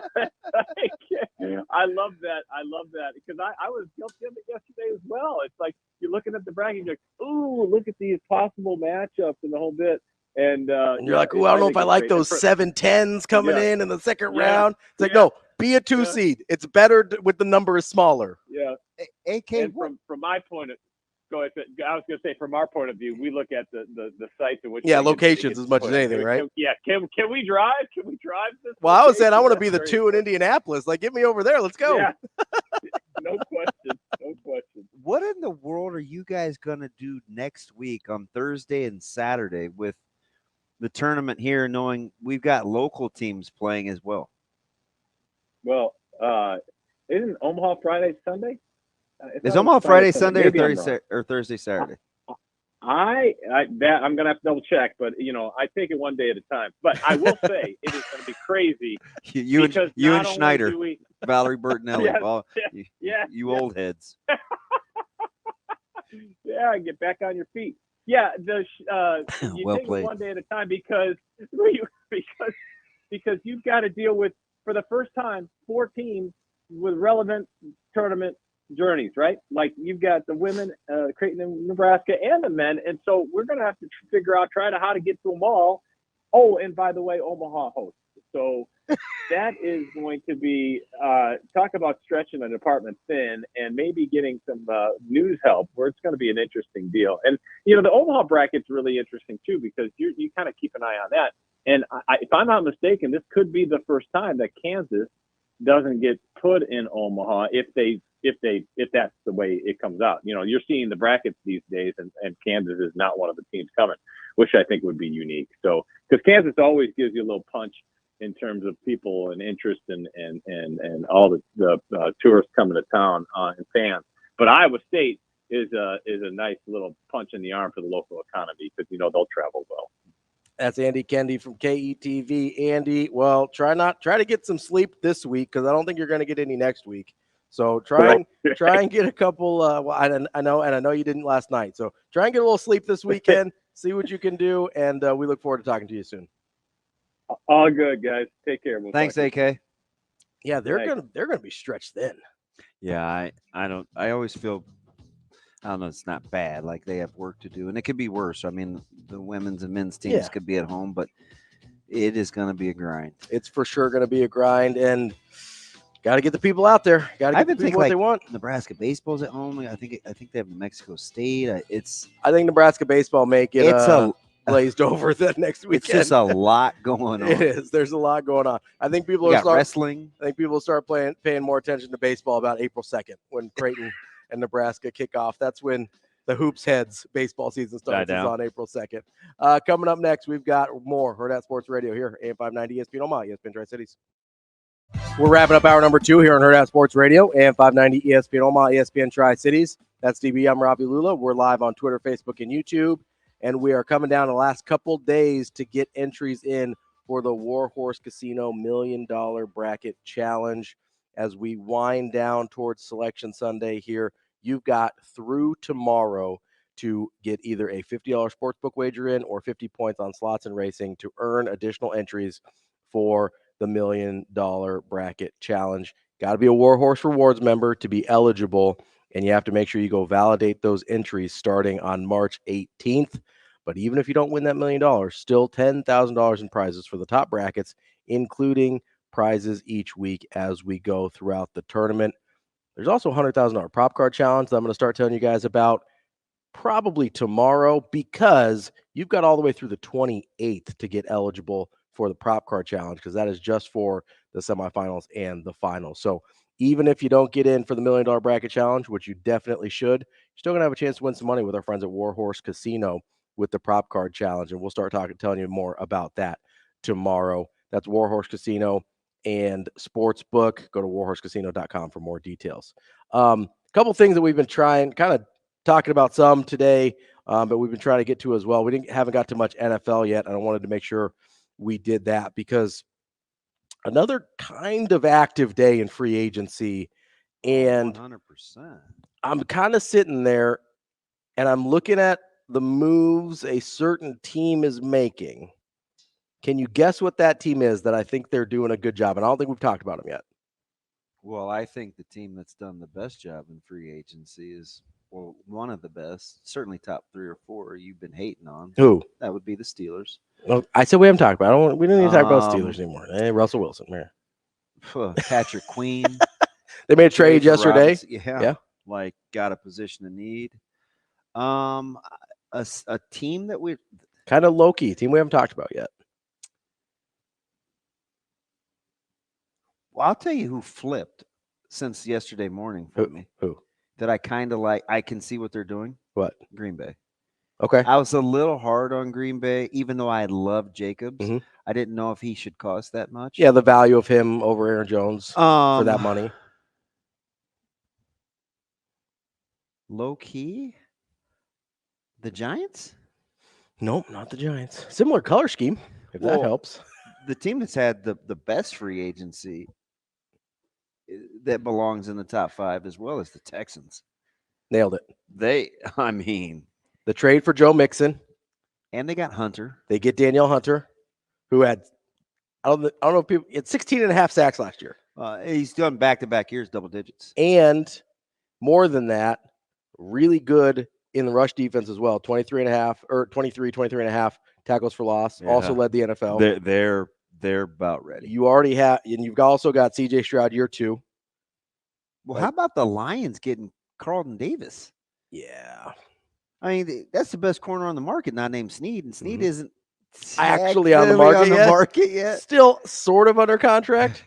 Were you surprised? Who told us yesterday? Who were we talking to yesterday that thought T. Higgins' deal eventually gets done in Cincinnati? That was Cynthia. I don't know. She was adamant that Snead's gone. Yeah. And which I could see. I can too, but I kind of assumed T. Higgins was in that same boat. And she thought that with the cap space and what they need, that maybe Higgins ends up getting the long-term deal done. Yeah. So what is Denver doing clearing all that money? They cleared like $24 million quietly yesterday. Yeah. What are they after? I don't know. Where are they going? I don't know. I like the Texans. I thought that was the team that I had in mind. I like the Steelers. I love the Vikings. The Vikings have done well. I'm telling you. And see, they have some off the radar guy. Look at the 3 linebackers that outside of Van Ginkel that Brian Flores has to work with in Minnesota now. I also like Brian Flores a lot. I think he's really good at what he does. I don't really mind the Raiders either. The Raiders, and I know you think that was a gaudy price tag for Wilkins. I still don't know what year 4 looks like for that money. I thought it was at first blush, I thought it was a little high, but I also thought they had to overpay to get him. So I understand it, right? I wonder, I don't think getting Poyer and a couple guys from Miami replaces Wilkins, but they did okay. Yeah, they pivoted okay. That offense is still going to score. Yeah, a lot. But I didn't mind Miami either. No, they did okay. I wasn't blown away, but for what situation they were in, I thought they pivoted pretty well. I'm still trying to figure out what the 49ers are doing. I don't love getting rid of Armstead. You got rid of really, really good hyphenated non-colonialism last name linebacker. Non-colonialism. He's in he went to Houston. What? So not like Johnson or Windsor. No, none of those. Did I say that out loud? Is this thing? I might be. You know what I'm talking about? He wore 51. He has the elbow brace. Yeah. Gosh, he's escaping. I said that. It's fine. His name is escaping me at the moment. Fine. His name's not like Aaron Smith. Who am I missing? Not a lot of John Smiths in that. Yeah. The Giants. Yes. They've got some room to move now. Yeah. So and this kind of gets us in. It's hard to talk about free agency without the draft, right? Because a lot of these moves. But it's not to sign their rookie pool. No. I just mean in terms of the. Why is his name escaping me? Well, the guy I'm confusing him with the guy they signed in Gross Matos. Nope. Right. So, but it's another hyphenated name that is not super. It's colonial. not really. Is it Islar? Is it? I don't know. He had 120 tackles, man. Yeah, I'm gonna find it, but keep going. Well, so with a lot of these teams, Giants in particular, Giants, I think Minnesota's another example of this. You can't. I'm not even talking about the money for it, but it's hard to remove the moves they're making from what we think they plan to do in the draft, right? Because some of these moves, and maybe it's the same with Denver, although I don't totally see the path as much there.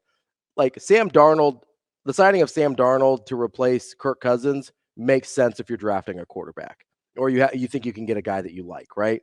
It makes less sense if you don't really have a plan there. Signing Jacoby Brissett and trading Mac Jones makes sense if you're picking Jaden Daniels or Drake May at 3. It doesn't make a lot of sense if you're like, maybe Jacoby Brissett can be that guy. I'm kind of waiting for the shoe to drop. That's one of the things with Las Vegas. I'm waiting for the shoe to drop there because I don't think Aiden O'Connell and Gardner Minshew is the answer at quarterback. So you expect them to move?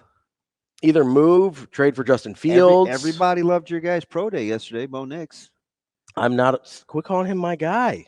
What are we doing? I met your other guy, JJ McCarthy. I might fight you today. You're gonna be all right. I might fight you today. It's all in good fun. I'll take Penix over all of those dudes. Yeah, so I think the 20th, the 27th, and 28th of March are the 3 pro days. Mm-hmm. So that's Caleb, that's Drake, and is JJ right after that? Probably. I think it's the big 3 in order. Because some of those guys are fighting to be 4th. Whose pro day is March 28th? I know North Carolina's is the 27th. Let's see. We'll see what we can find out. So it's Williams on the 20th, May on the 27th, and I can't remember who's the 28th, but I'm guessing all the real buzz will start on like the eve of March 28th. Because the 27th and 28th are back-to-back days. Mm-hmm. And then I think we can slot. So 27th is Daniels. And then May's the 28th. May is the 28th. Yeah. So it goes 20. Yeah. Daniels is the 27th. May's the 28th. And Penix is the 28th also. So we'll know. I know we like to forget about my guy, but I think I started the Penix hype train during the playoffs, and my guy from Michigan on social media was killing me. He's like, he's not going to make those throws against Michigan. I mean, he wasn't a jerk about it. He was pretty mad. No, he made the throws against Michigan, but Michigan made the plays on his wide receivers. That's what happened. Like, if you watch that game, that's what happened. I didn't love him though against Michigan. He wasn't as good as he was the week before. Yeah. But I was quick to be able, I could give Michigan credit too. I liked what they were doing. So that was one of the weird things that I watched repeatedly. This is why people shouldn't watch games with me, is I looked at a lot of the pre-snap stuff that Michigan was doing in the secondary. His staff was sick. Michigan watch is games well coached. You watch games live like you're scouting a game. Yeah, and it annoys some people. Yeah, I know it. I remember all right. Jay's, this is last year, maybe? No, it was back in the old house. It was a little bit ago, but Jay's parents were watching Nebraska with me, and I had to always apologize. I was like, hey, sorry, I got to stop this and go back. And yeah, it couldn't have been last year because you were busy last year during Nebraska games. Yeah, so I don't know if you. It's a couple 3 years ago. Yeah. I'm like, I apologize, and I would take pictures and I would draw and I would send it out on social media. Yeah, and I'm sure Bruce had to be like, this dude is a weirdo. Should have watched this game at home. How far is Gothenburg? It's a short drive. No, I I would rather take Penix late than or in the either late first or early second. He's not getting past 50. No, I think most places I'm seeing are 44, 45. So that's early. That's early second. It's almost mid-second at that point. But I would either trade up early into the second or late into the first, use my other first-round asset for something else I need, rather than take a chance on some of these guys. I'm waiting for Poles to take the podium so I can figure out what's going on with Chicago, because he hasn't ever said he hasn't for sure said they're trading him. Yeah. We'll talk to Jacob Padilla coming up next. We are back here on Hurrdat Sports Radio, AM 590, ESPN Omaha, ESPN Tri-Cities. And for this third hour, we're on KFOR in Lincoln as well. We are efforting Jacob Padilla. He's here. Oh, he's here. That's terrific. Young Yaakov. We are now joined by Jacob Padilla of Hurrdat Sports. Jacob, how are you this morning? Hey, guys. Good morning. I'm doing all right. Hi, JP. You're smiling. That's good. I feel a pot shot coming. Have you been saving anything up that you want to get off your chest early? Take a shot, Jacob. He's been mean to me today. That's not true. Ravi's kind of in his feels today, Jacob. I don't know what's going on, but he's kind of in his feels. Well, usually you let me run all over you, and you were fighting back today. I don't like it. It's not necessarily a shot. It's more of a question, just kind of something I've been wondering about, just listening to the show from time to time. Yes. Why do you describe your affinities as weird? Isn't that kind of insulting? Me? Yeah. Like you say, I have this weird affinity for a certain person. Like, why is it weird? Are they not worth having? Because, like, if you ask me to explain it, sometimes it's kind of hard to justify. And especially with your personality, you'd look at it, you'd go, it doesn't make a lot of sense, but it's yours. So, okay, I'll go with it. Mean like that's what you would say to me, sometimes a little irrational. That's not true. I mean, I do like a lot of weird, like, just kind of off the radar guys you wouldn't expect. Yeah. I don't know why, JP. It's a little different, man. Have you recovered? Because you're going to be pretty busy coming up here over the next 7 to 10 days. What'd you do Sunday? You had to ride a little bit. Did you rest a little? No, I had tryouts. Oh, that's right. I was in a gym all day on Sunday. So yeah, hey, so how are you going to recover? How are you going to recover from like the Nate Kelly days and things like that, man? Are you going to be all right? Yeah, we'll get started here soon after I get back from New York at some point. But yeah, should be good. But I took yesterday off. I planned to get like 4 things done. I got like 1 of them done. So that was good. But yeah, reloaded, recharged, ready to head to New York. Let me ask a Packer fan. You cool with the price tag for swapping Jacobs for Jones? Not really. It seemed high. Not the way I described it. I understand the business side of it and kind of the worry about Jones as he gets older. I believe the tweet from Jacob was, "I am sad."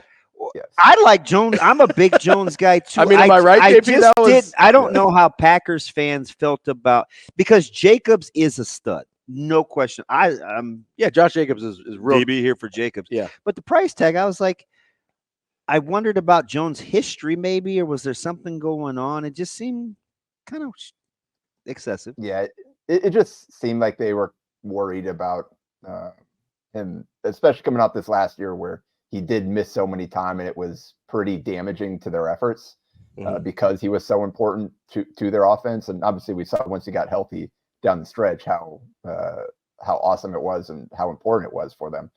So I think they're probably just looking for something a little bit more reliable with that money, especially because they turned around and spent a ton on a safety, and it has some other spots to fill here, but we'll see. I'm hoping that you keep Jair, like that secondary could be pretty legit in Lambeau.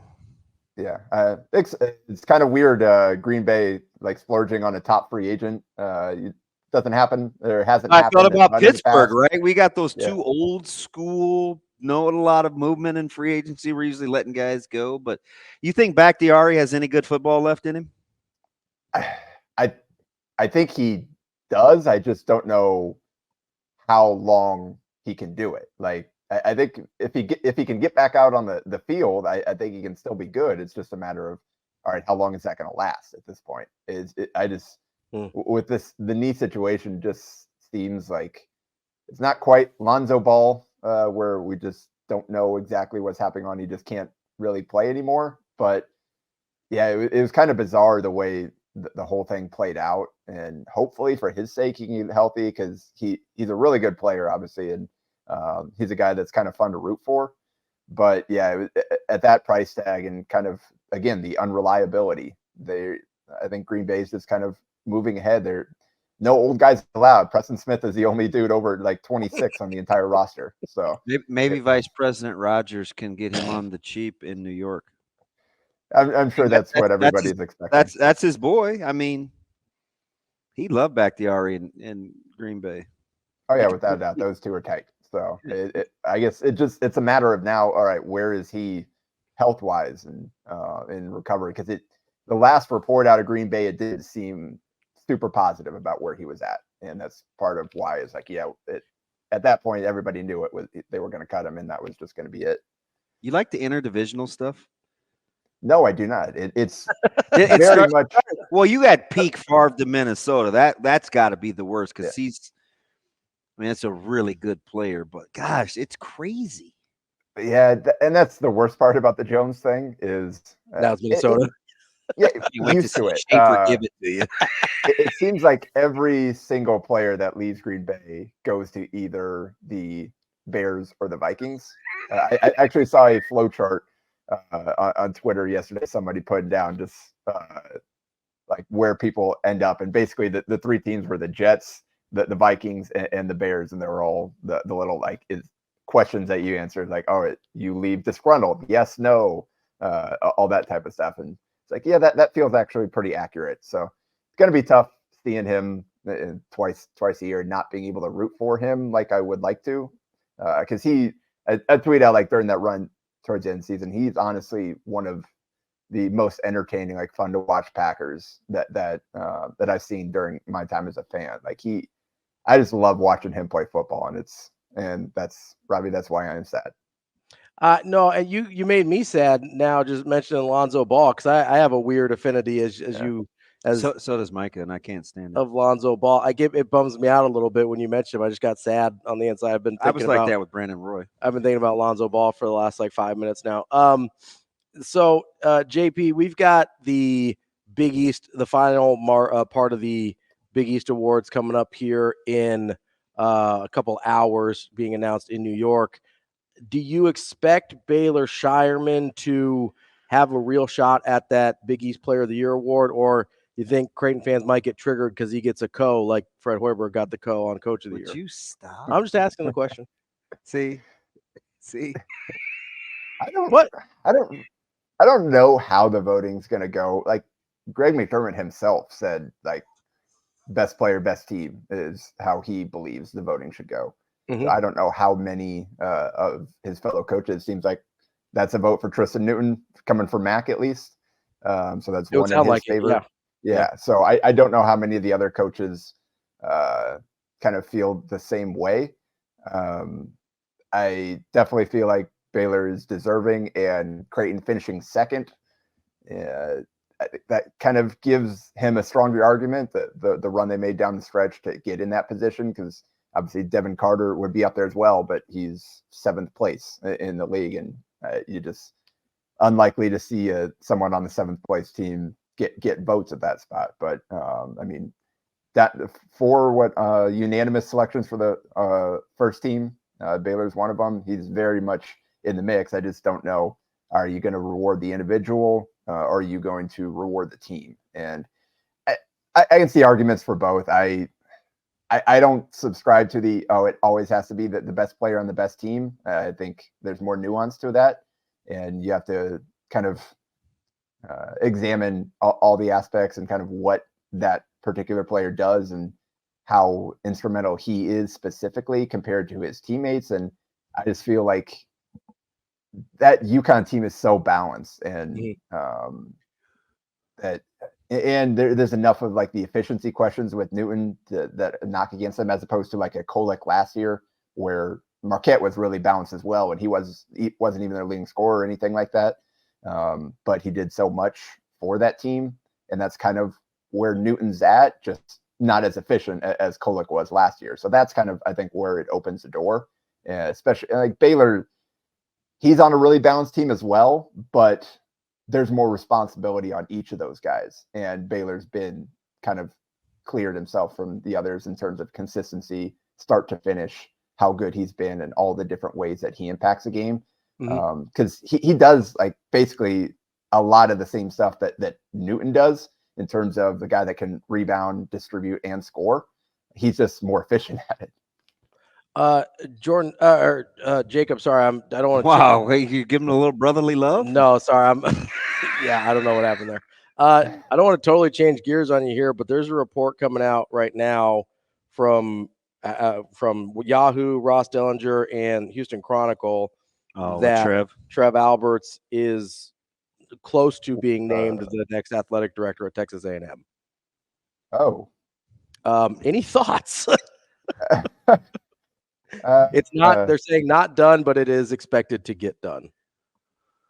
That's kind of wow. Sorry, not to just throw that at you. I started getting pinged on the YouTube chat, and so I was searching it on Twitter. It's being reported by, I'm probably going to butcher this, Brent Zwerneman from the Houston Chronicle. Saying Ross Dellinger saying it's been confirmed to him and Yahoo Sports. I'm a little shocked by this, DB. I don't know how this is hitting you. It's not good. We'll see what happens here in the 11th hour, though. Think they might make a pitch to try and keep him? Yeah, we'll see. Okay, we'll see. All right. Feels like DB knows something he's not allowed to say right now. That's the vibe I'm getting there. Sorry, I had to get that out there so people didn't think we weren't paying attention. But we'll get back to college basketball here, JP, unless you have thoughts on Trev. No, that obviously I think would be a big loss for Nebraska at this stage, with the way things are heading and what he's done here. Obviously being an alumnus that feels just kind of bizarre. How did he end up as Texas A&M's target? And kind of what's the offer there? Like what's he interested in to potentially leave to take that job versus what Nebraska's able to offer? Being in Big Ten, SEC, like those are the two. Yeah, he's in good position already. Yeah. So we'll see. I guess it's an interesting move. We'll see if DB's cryptic response plays out in the next hour or so. But we'll see on that. Getting back to the NCAA tournament though, and Creighton. Well, not just the NCAA, you got Big East coming up as well. How do you feel about Creighton's draw as they look at trying to capture their first Big East tournament title? I mean, it's probably with the way the Big East is this year, like there's no easy draw. Like Creighton's struggled with every team they're going to face, but they've also beat all of them. So like there's no way the only bad teams are going to get knocked out before Creighton has a chance to play any of them. So like Providence obviously has given them issues in the past, but they've also beat them and they're a better team. And Providence hasn't been playing as well lately as they had been. But that's not going to be an easy game in the first round. And then you got Marquette Villanova in the second, again, two teams that Creighton is split with. And so I think that there was no real easy draw, and there's no way it was going to work out that it was going to, that's certainly easier than any other. I think every team they've played, they beat and they've lost to and beat so far. So you got, whether it's Providence, Marquette, or Villanova, and then UConn, it's going to be basically a rubber match for all those games. So I like the way that Creighton's playing right now. And I think they're certainly capable of it, but the draw is what it is. Like they're going to, again, they've seen all these teams. That's what it is in the conference deal. And they can win or lose any of these. Jacob, it's weird. And I know it would take a few wins to get there, but how much does a desperate St. John's team concern you on the other half? I think I'd rather Creighton see St. John's than UConn, unless they're just looking for the. I mean, they played UConn relatively tough. Yeah. Yeah, and home versus away, like UConn has just been unreal at home, and they've just been really good on the road. So in a neutral site, you kind of see how where the level ground is between that. Although I don't know how neutral it'll be. Like if they get past St. John's, I'm sure they'll have plenty of fans there. Should be a great atmosphere. Not that I've ever been there. This will be a new experience for me to kind of see what the crowds are like there.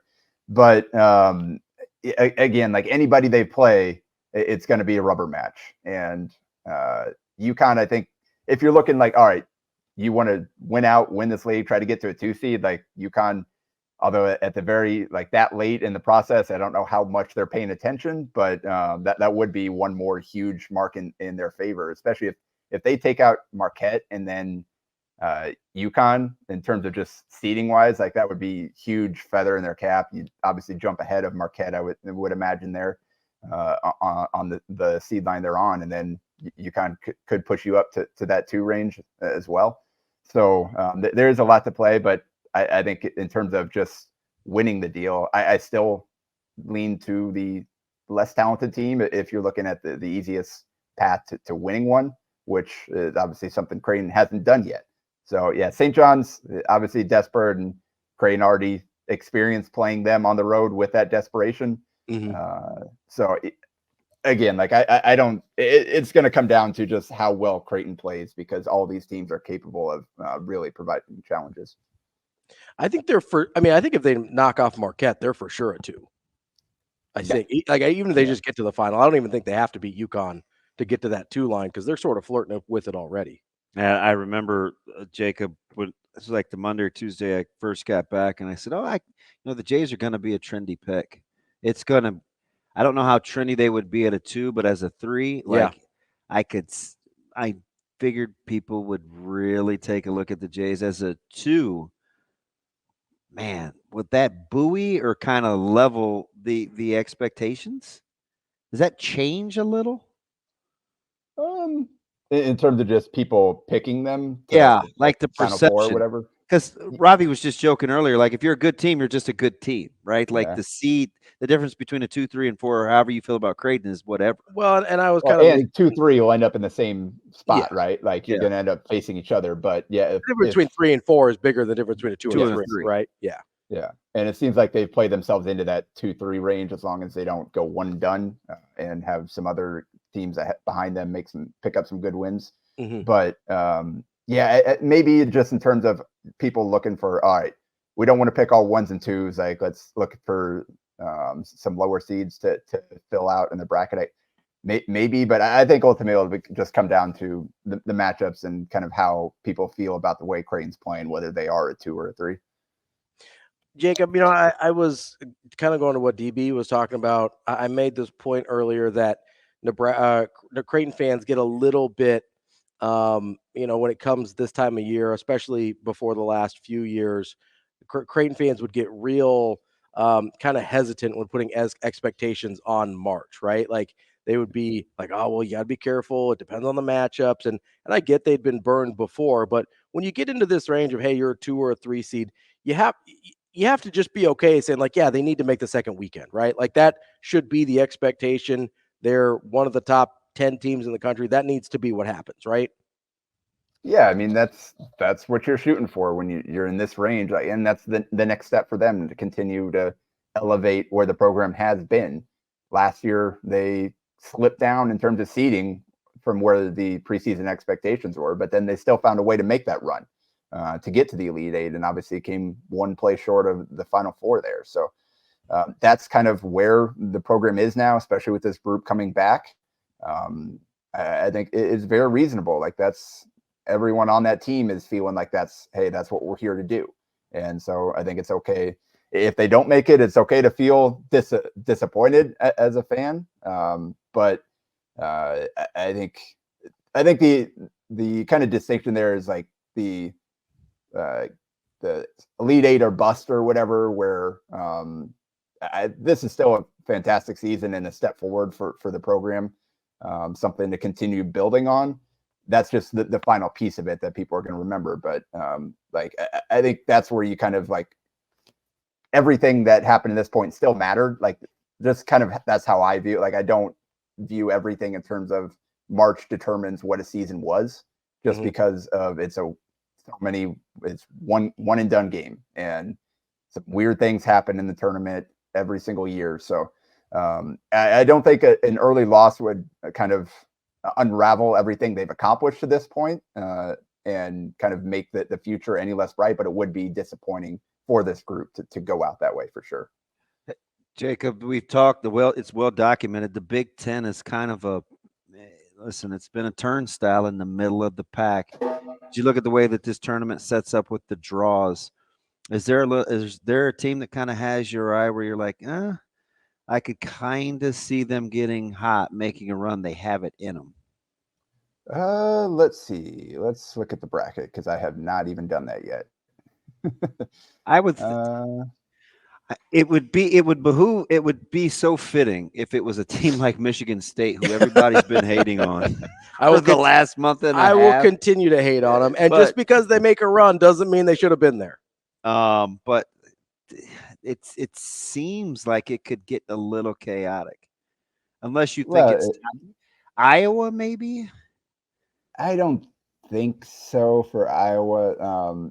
Michigan, that would just be at the end of this bizarre season to knock out Purdue in their second. That would be wild. I think I wouldn't be. They played. I guess I'm expecting. I think Purdue or Illinois will probably one of the top seeds will probably win it. I just don't. It seems like those two have kind of separated themselves from the pack, and then you've got a lot of teams that are pretty similar after that. Like Northwestern with their injuries, with Ty Berry out, I just don't think they have enough firepower. Obviously, Wisconsin, the way they've been playing, that's not particularly encouraging. Nebraska, they got to get through Illinois. They took them to the wire, so I guess why not them? Because obviously the 3 seed, that's kind of like the next team there. So yeah, it's just kind of like you said, it's kind of a weird year for the Big Ten unless somebody gets on some kind of like crazy Penn State run where they just get crazy hot and start hitting a bunch of shots. I would expect one of the favorites to come out this year. JP, before we get out of here, I want to. Sorry, I'm very distracted by the Trev stuff. Is there anything particularly? You said this is your first time going to New York, right? Yes. What is any besides the actual games? Like, is there anything in particular that you're looking forward to about the trip going to the Big East tournament, Madison Square Garden for the first time? Just Madison Square Garden. Like I all my life of watching basketball, I've heard people talk about kind of how special the place is, the atmosphere, and even Mac just talked about how heck the crowds are crazy for the Wednesday play-in games and all that type of stuff. So I just kind of looking forward to seeing what that place looks like, because I have not been to many visiting venues. Don't really do a ton of road coverage. So CHI, PBA, those are kind of the two arenas that I'm most familiar with outside of a couple tournament trips. And those are typically a little different anyway because of just kind of the NBA arena and kind of the traveling fan bases. So I think the Big East tournament will probably be a little different than anything I've experienced before. So I'm looking forward to that. Jacob, even though you're pretty mean to me, I'm pretty excited that a basketball hoops head I'm excited for you, gets JP. to have some time in Madison Square Garden. Yeah. And hopefully Creighton makes a deep run so I can really kind of experience it. So there you go. That's Jacob Padilla, our very own from Hurrdat Sports. Jacob, we'll talk to you again soon, and enjoy your time in New York. All right. Thanks, guys. Coming up next, we've got more Hurrdat Sports Radio. We will be back.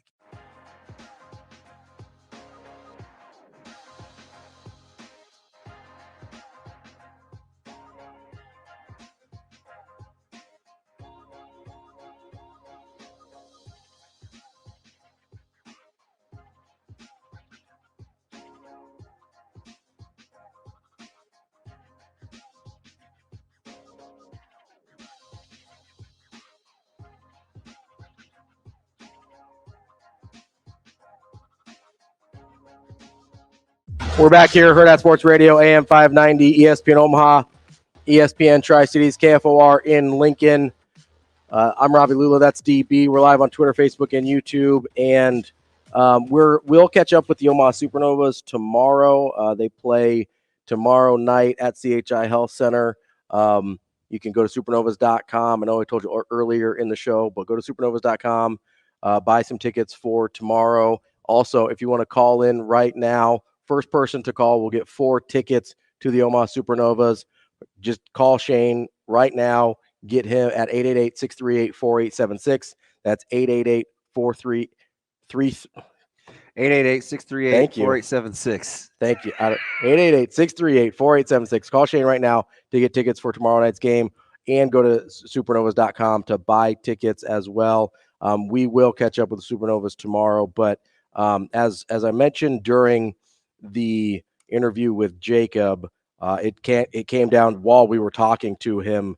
There are reports currently out from the Houston Chronicle, from Yahoo Sports, who are saying they've confirmed the source of the Houston Chronicle that Trev Alberts is being targeted, and at this point, the report is being expected to be named the AD at Texas A&M. It is not a done deal at this point. We have not gotten confirmation that the deal is done, but we can confirm, and now Nicole Auerbach from The Athletic, that this is something that's in the process right now, and it looks like we are fairly far down the road, although it is not completed.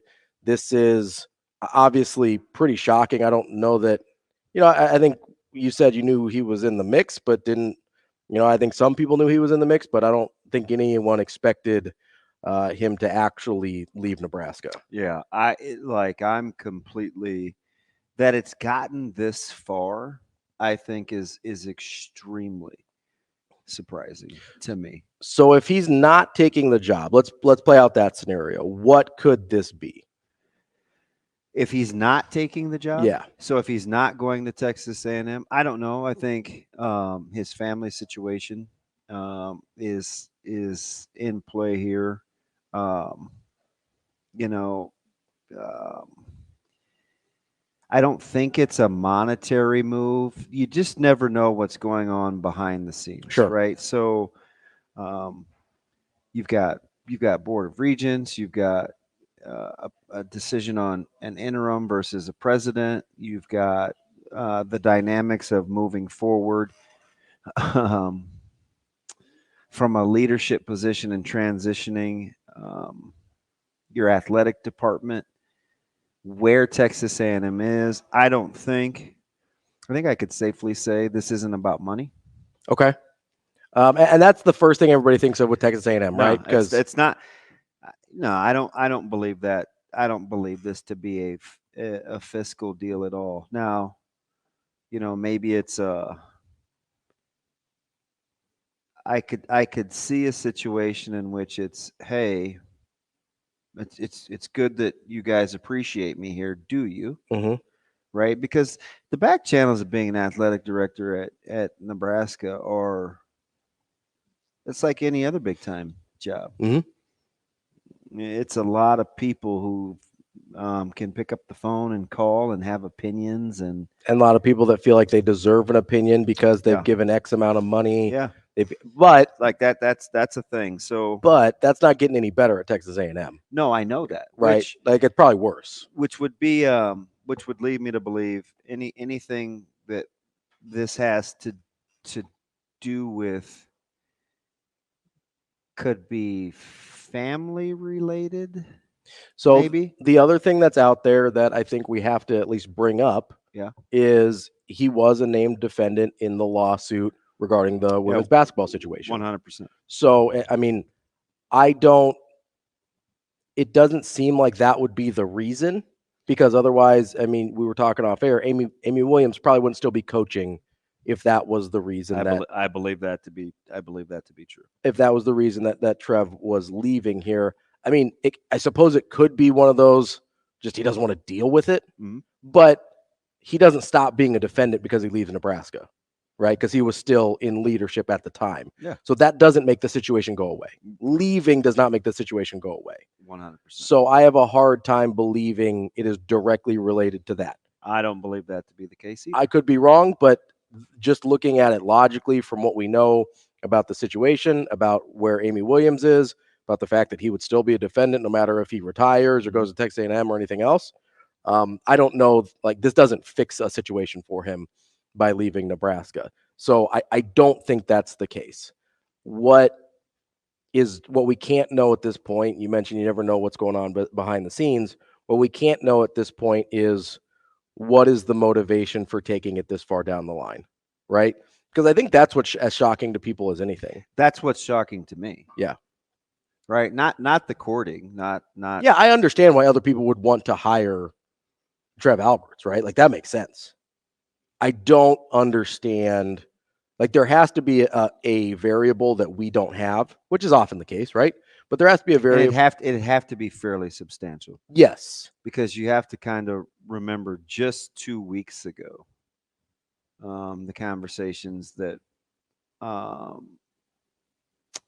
he and I were having about the position of the athletic department and what his fixation and design was for Nebraska and Coach Rule and Coach Hoiberg, and he said all of his coaches, right? Like I'm taking that at his word at face value, because this is not who he is to do something to the contrary without there being an extenuating circumstance. And there are some people, especially in high level positions, that can compartmentalize those things. So maybe that's the case. I don't know. Maybe because a lot of times if you're doing a good job at a high value position like athletic director, you're going to have people court you quite a bit, and you're able to separate, hey, this is the job I'm doing right now, while still listening to whatever's happening on this other side. I don't know Trev, so I don't know if that's the case. I don't know if that's his personality. It seems to think that you don't believe that, which is you have better insight to it than I do. But I'm fairly stunned, to be honest, just with this isn't just an athletic director that feels like he cares about Nebraska, whatever. This is an athletic director whose number is on the stadium at Nebraska. This is a pretty big deal. And I don't know, this isn't Nebraska is a group of 5 school and Texas A&M comes calling, right? Like they're positioned as in one of the 2 premier conferences, the conferences that are going to get all the things moving forward. He's already in one of those.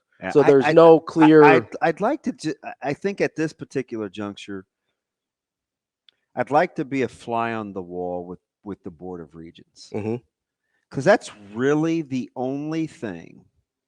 And I'm not saying this is the catalyst, but if you ask me, like, what could take a guy over the top that loves his alma mater, that's pretty comfortable, that has built a good relationship, it would have to be something extreme with the power structure. And the power structure would be the Board of Regents. This isn't just something. Now there is an interim president. I mentioned that. Okay. Sorry, I mentioned. I apologize. I'm trying to keep up on Twitter at the same time. I mentioned the interim president and the Board of Regents. Those are, and how that's playing out. Those are the only 2 things that I could see getting this far down the road. Because Admiral Carter was a big part of Trev coming to Nebraska, right? I've got that right? Yeah. So perhaps Coach Rule Rule, yeah. And so perhaps his departure has opened this door for Trev. Maybe, there's always uncertainty when the people above you, there's shifting of those power dynamics. So maybe that's a factor. Is that a big enough factor? I would have expected at least, you wait it out and say, okay, who's going to be my new power structure? Be something, because he has to understand, and he's really calculated. Yeah. The ramifications of this decision within the state. And if you're okay with that, then I can't knock it. You right. You've got a ton of conviction. Yeah, because he's gone through the calculus of I probably can't come back here ever in a good light ever. Yeah. Right. Like that's, I'm looking at. You have to be willing. You have to be willing to go through it. You have to be willing to burn that house to the ground. I'm telling you, man. I'm willing to be wrong and eat it. It's 9:40. I just can't see him going. We've got Chris Dunker from the Lincoln Journal-Star has reached out to interim president Chris Kabarek. We will have that statement coming up next here on Hurrdat Sports Radio. Welcome back to Hurrdat Sports Radio, AM 590, ESPN Omaha, ESPN Tri-Cities, KFOR in Lincoln. That's DB. I'm Ravi Lulla. We are going to reschedule our Supernovas chat for tomorrow. It is match day. Shane, did we give away those tickets? We did. We had a winner by the name of Bob. Bob won those tickets. We'll give away 4 more tomorrow. That'll be for Saturday, though. We really appreciate the Supernovas being flexible with us as we had some breaking news here. I do want to. Bob was pretty excited, by the way. Good He loves the show. He can't wait. He's a big fan. It's gonna be fun. I'm shooting for $12K tomorrow night at CHI Health Center for our friends of Supernovas. Make sure you go to supernovas.com to get tickets. Also, want to remind you, teamjackfoundation.org.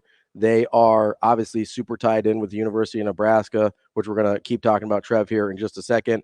But I got to tell you that the work they're doing is important and needs to be talked about real quick, with over $12 million raised to date and counting. All they're trying to do, and it's a simple message, but simple is not easy. We know that. Finding better treatment for kids fighting brain cancer, and one day a cure. Make sure you go to teamjackfoundation.org to get involved. Either donate directly there or find events that you can get involved in. That's teamjackfoundation.org. The thing that's dominating the last half hour of the show here is the report from Yahoo Sports, Houston Chronicle, The Athletic now as well, that Texas A&M is zeroing in on Trev Alberts as the next AD at Texas A&M. However, there is a Chris Dunker from the Lincoln Journal-Star reached out to, and I don't know if I'm saying his name right, and I apologize because I've never said the interim president of Nebraska's name before, Chris Kabarek. He's reached out to him. He is technically Trev's boss right now, and he says, Trev has not told me that he has accepted the A&M position. So as of right now, this is just 11th hour business. That's where we're at. I'm just telling you. Okay. You're putting it out there right now. I am. I said it before the break. Mm-hmm. But before we start any of the slander and speculations about who Trev is or isn't, mm-hmm. I would hold on. Because you don't think he's gone? My gut says no. Okay. I'm on record. I appreciate you going. You can say, DB, my gut says Trev Alberts is not going to Texas A&M. And I'm willing to be wrong. He's got a lot invested here. So all the things that I've known for, as he said just 2 weeks ago mm-hmm. to me, over half my life. Mm-hmm. Over half my life. Mm-hmm. Right? And we're talking about a guy that went out of his way to make a stop at a high school for an event to be a part of, get some signatures for something that was important to him. And we talked extensively about mm-hmm. the job mm-hmm. and what it means to him. This is when you had the Moat conversation, right? Yeah, this is the Moat conversation. Yeah. I don't listen. I know I'm supposed to. My MO is to be the calm guy in the choppy waters, and if I felt like I was going to lose my bearings and couldn't be a voice of reason, I would get off the air. Yeah, right. Yeah. My heart of hearts says there's nothing about how this whole thing is shaken out that makes sense. That makes any sense. Mm-hmm. That is indicative of who. That's in line with what you know about Trev. Who Trev is, right? I'll say that out loud. I don't have any problems. Number one, he would talk to his interim president. Mm-hmm. Number two, he would talk to his executive staff. Mm-hmm. I don't believe that any of that's happened. Now, it may still happen, but you don't think we're there yet? No. And I just don't think I just don't think that's a situation he wants to walk into if he doesn't have to, because it's not money. If it's not about the money, which you don't think it is, which is fair, no, then I don't know what he wouldn't go through the headache. I mean, A&M is a tough team. Yeah, I would say I don't know what A&M offers. If it's not money, I don't know what A&M offers that Nebraska doesn't. Yeah. Right? because that is a difficult athletic department situation because they think they're Alabama. They think they should be Alabama. They spend like Alabama. They're not Alabama, right? Results wise, that's not who they've been, but that's who they expect to be. That's a really difficult position to be in anywhere in that athletic department. And so unless it is for the money, that's a really hard sell for most people, right? Yeah. And so, and I agree with you. I don't know, Trev. It would be odd to me if it was a money grab, right? And that's what it's not. And that's what it would see. Listen to what I'm telling you. It's not. And I believe you. I do. But that's the only thing that Texas A&M has to offer, I think. So if it's not that, then it makes sense for you to say, I don't think he's going. No. Right? Because you've known Trev, what, 30 years? You guys crossed over a little bit, right? 32. Yeah. 33.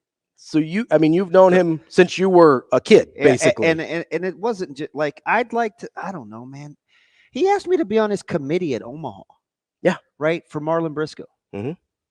So like there's a real relationship there. Real relationship. This isn't just fly by night. When he had tangentially, he had some athletes that he wanted to do internships, he was like, "Hey, I really like Hurrdat. I like what you guys are doing." He picked up the phone and called. Mm-hmm. I said, "Hey, my boss, can I give her your contact information?" Yeah. Hey, DB, I trust you. Please do. I said, "Okay, I'm going to weave you in on a group." Like little stuff like that.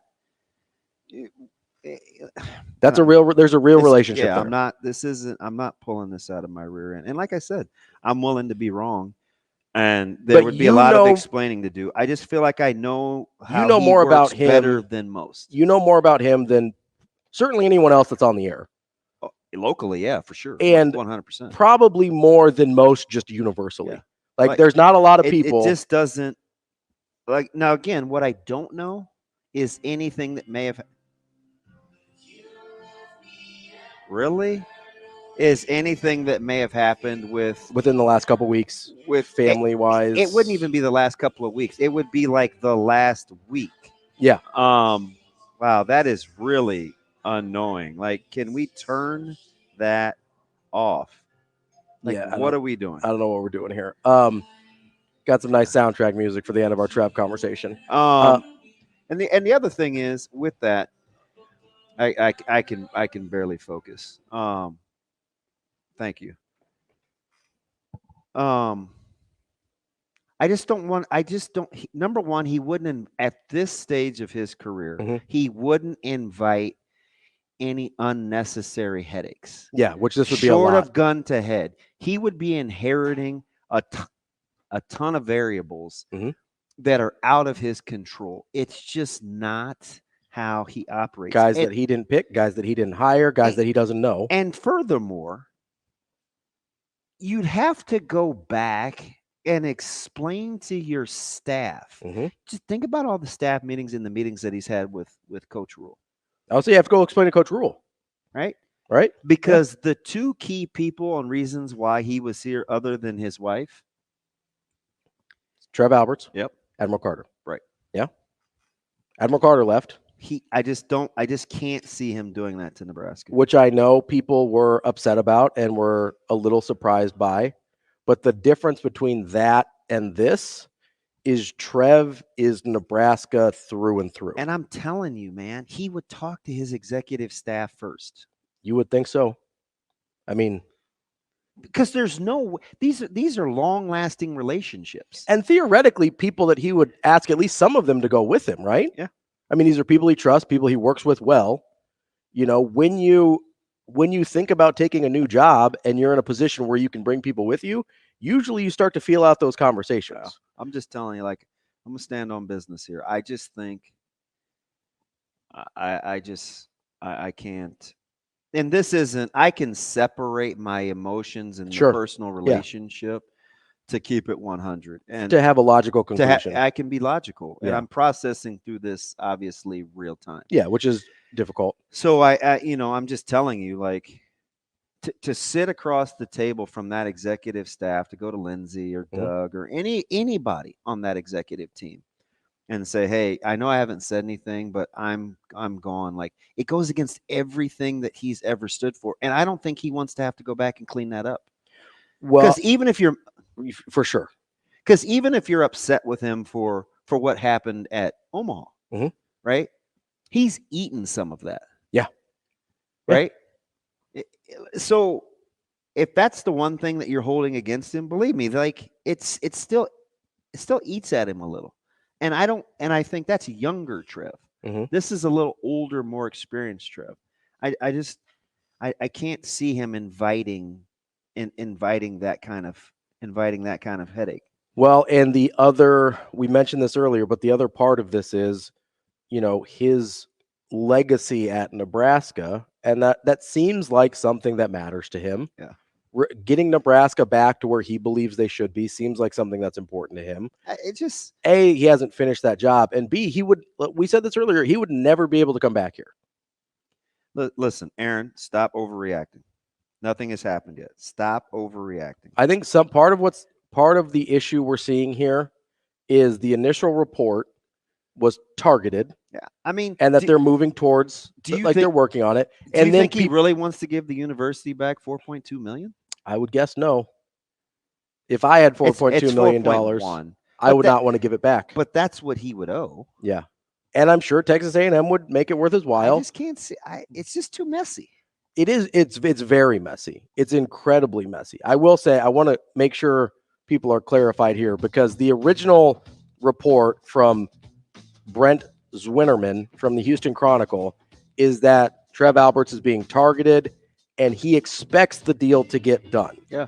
Other people are saying Trev Alberts to Texas A&M is done. That at this point at 9:55 a.m. Central Time is not the case. Targeted, yes. Moving towards an agreement, maybe. He has not left. He has not told interim president, his current boss, that he's leaving. At this point, that's where we're at. If there's anything more, we will keep you updated. That's DB. I'm Ravi Lulla. This is Hurrdat Sports Radio.